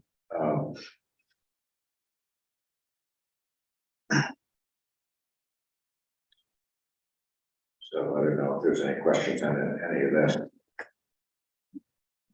It's a lot going on.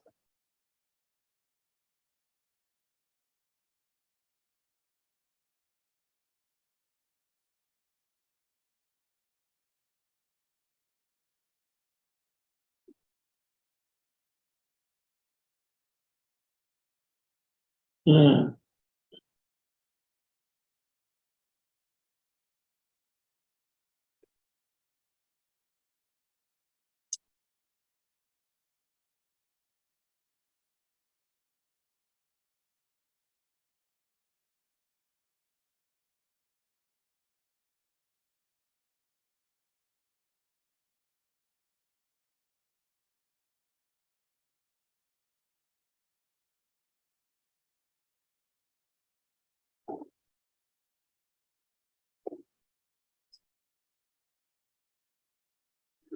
yeah, so Christine has been really helpful and productive on the stuff that, I mean, I've been involved in a number of different things that she's working on, the page full evaluation, the solar site feasibility study. Actually, she's not as involved with that, but she has been on it, some.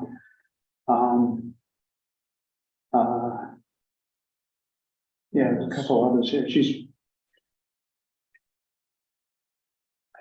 really been cranking out some good stuff. It is real, I mean, it's really working exactly how it was designed, which is that some of these big important projects don't get, you know, buffeted by the daily stuff that Right. goes on. Because she's able to just Focus in stay on it. focused Right. and keep others focused and keep people Right, organized. right. Communication going.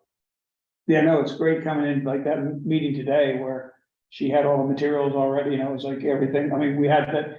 I don't know if you heard that connection problem. I gathered there was.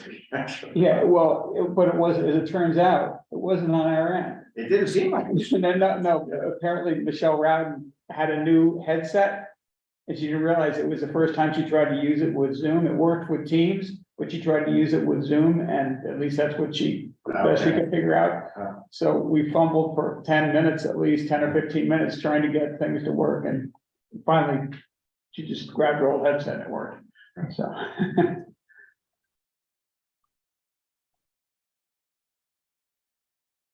Roughly when is that grant application due? The package for it, the, what do they call an RFR? It's, should be out sometime mid to late March, and, it'll probably be due in early May.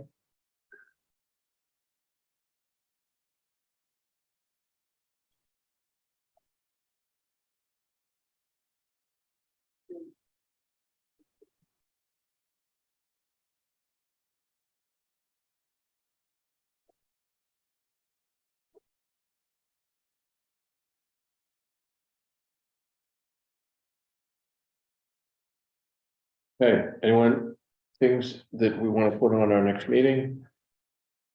Future meetings? This wouldn't necessarily be on the next meeting, but, there's a conference, it's called, an organization is called, NESI or NESIA, any Northeast Sustainable Energy, Association, and they have an annual, event, one in Boston, there's one in New York too, but that's not relevant here. But, I was relative to, discussion at the Energy and Sustainability Committee. I was thinking about going to that, and I just was curious about people's take. I think to actually register for it is probably, you know, to go to the sessions is probably something like $400 or $500. So it's not cheap. It's a 2-day event. It's actually historically, I used to just go and just to this trade show and pay for it myself. I've done that, you know, more than 1 year. But I couldn't justify spending the money to go to the sessions. But I think there's something for, you know, for the town to gain. For, you know, I'd like to attend the sessions. I just was curious about people's take on that. You know, it isn't, you know, by my standards, it's a fairly expensive event to attend, you know, $400 or $500. I don't recall the exact number. That sounds fine to me. It sounds okay to me, Rick, yeah. Yeah, okay. I'll, I have to make sure the schedule works as well. I think I can make it work.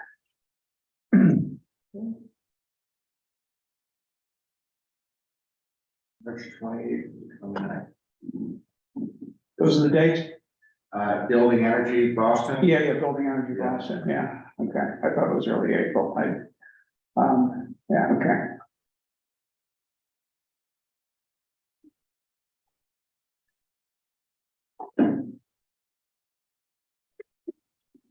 So I guess we wanna, one thing, just to clarify, and then we'll adjourn, I wanted to, so, where do we stand with what we want to do with Dole? I mean, how we're gonna like figure out how much money we want to spend and do for a study for additional data that we need for that, basically. How we're gonna figure that out. So I have it on my list to write a scope to essentially peer review The existing, yes, yeah. And so once I have that written, I was gonna share it with you, get your input, and then once we have it in the right form, circulated to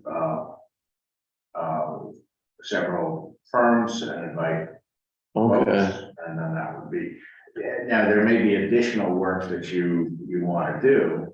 We might want to budget for another appraisal for next year. There's things like that, so I think. and what about, do we know what, there was some comment that we wanted to actually reopen one of the wells that's there, or do another well and to get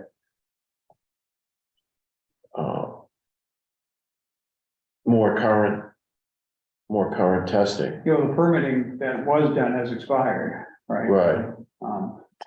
I think we should look to this consultant to provide recommendations on sampling, you know, what's needed to supplement.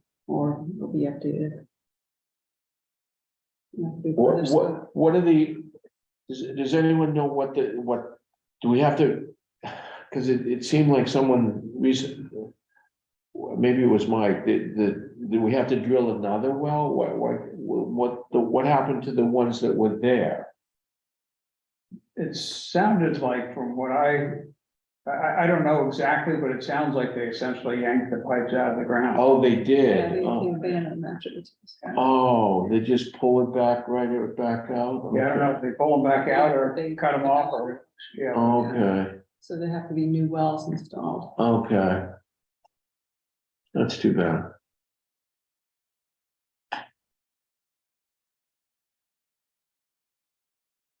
Yeah, and I guess, I mean, I don't know if that requires one new well or another sequence like was done before. Yeah, well, it depends what they're testing for. If it's Yeah. quantity, that's one thing. If it's water quality, it's something different. So, Yeah, now. I guess they would now- assume quantity wise that it's similar, yeah. Yeah, right, and now we would not only test for what was tested for previously, but PFAS as well. And didn't they know about that then? Maybe not. It was just sort of like Yeah, on the radar at the right about then, yeah. Okay. Make a motion to adjourn. second, All those in favor? Aye. right.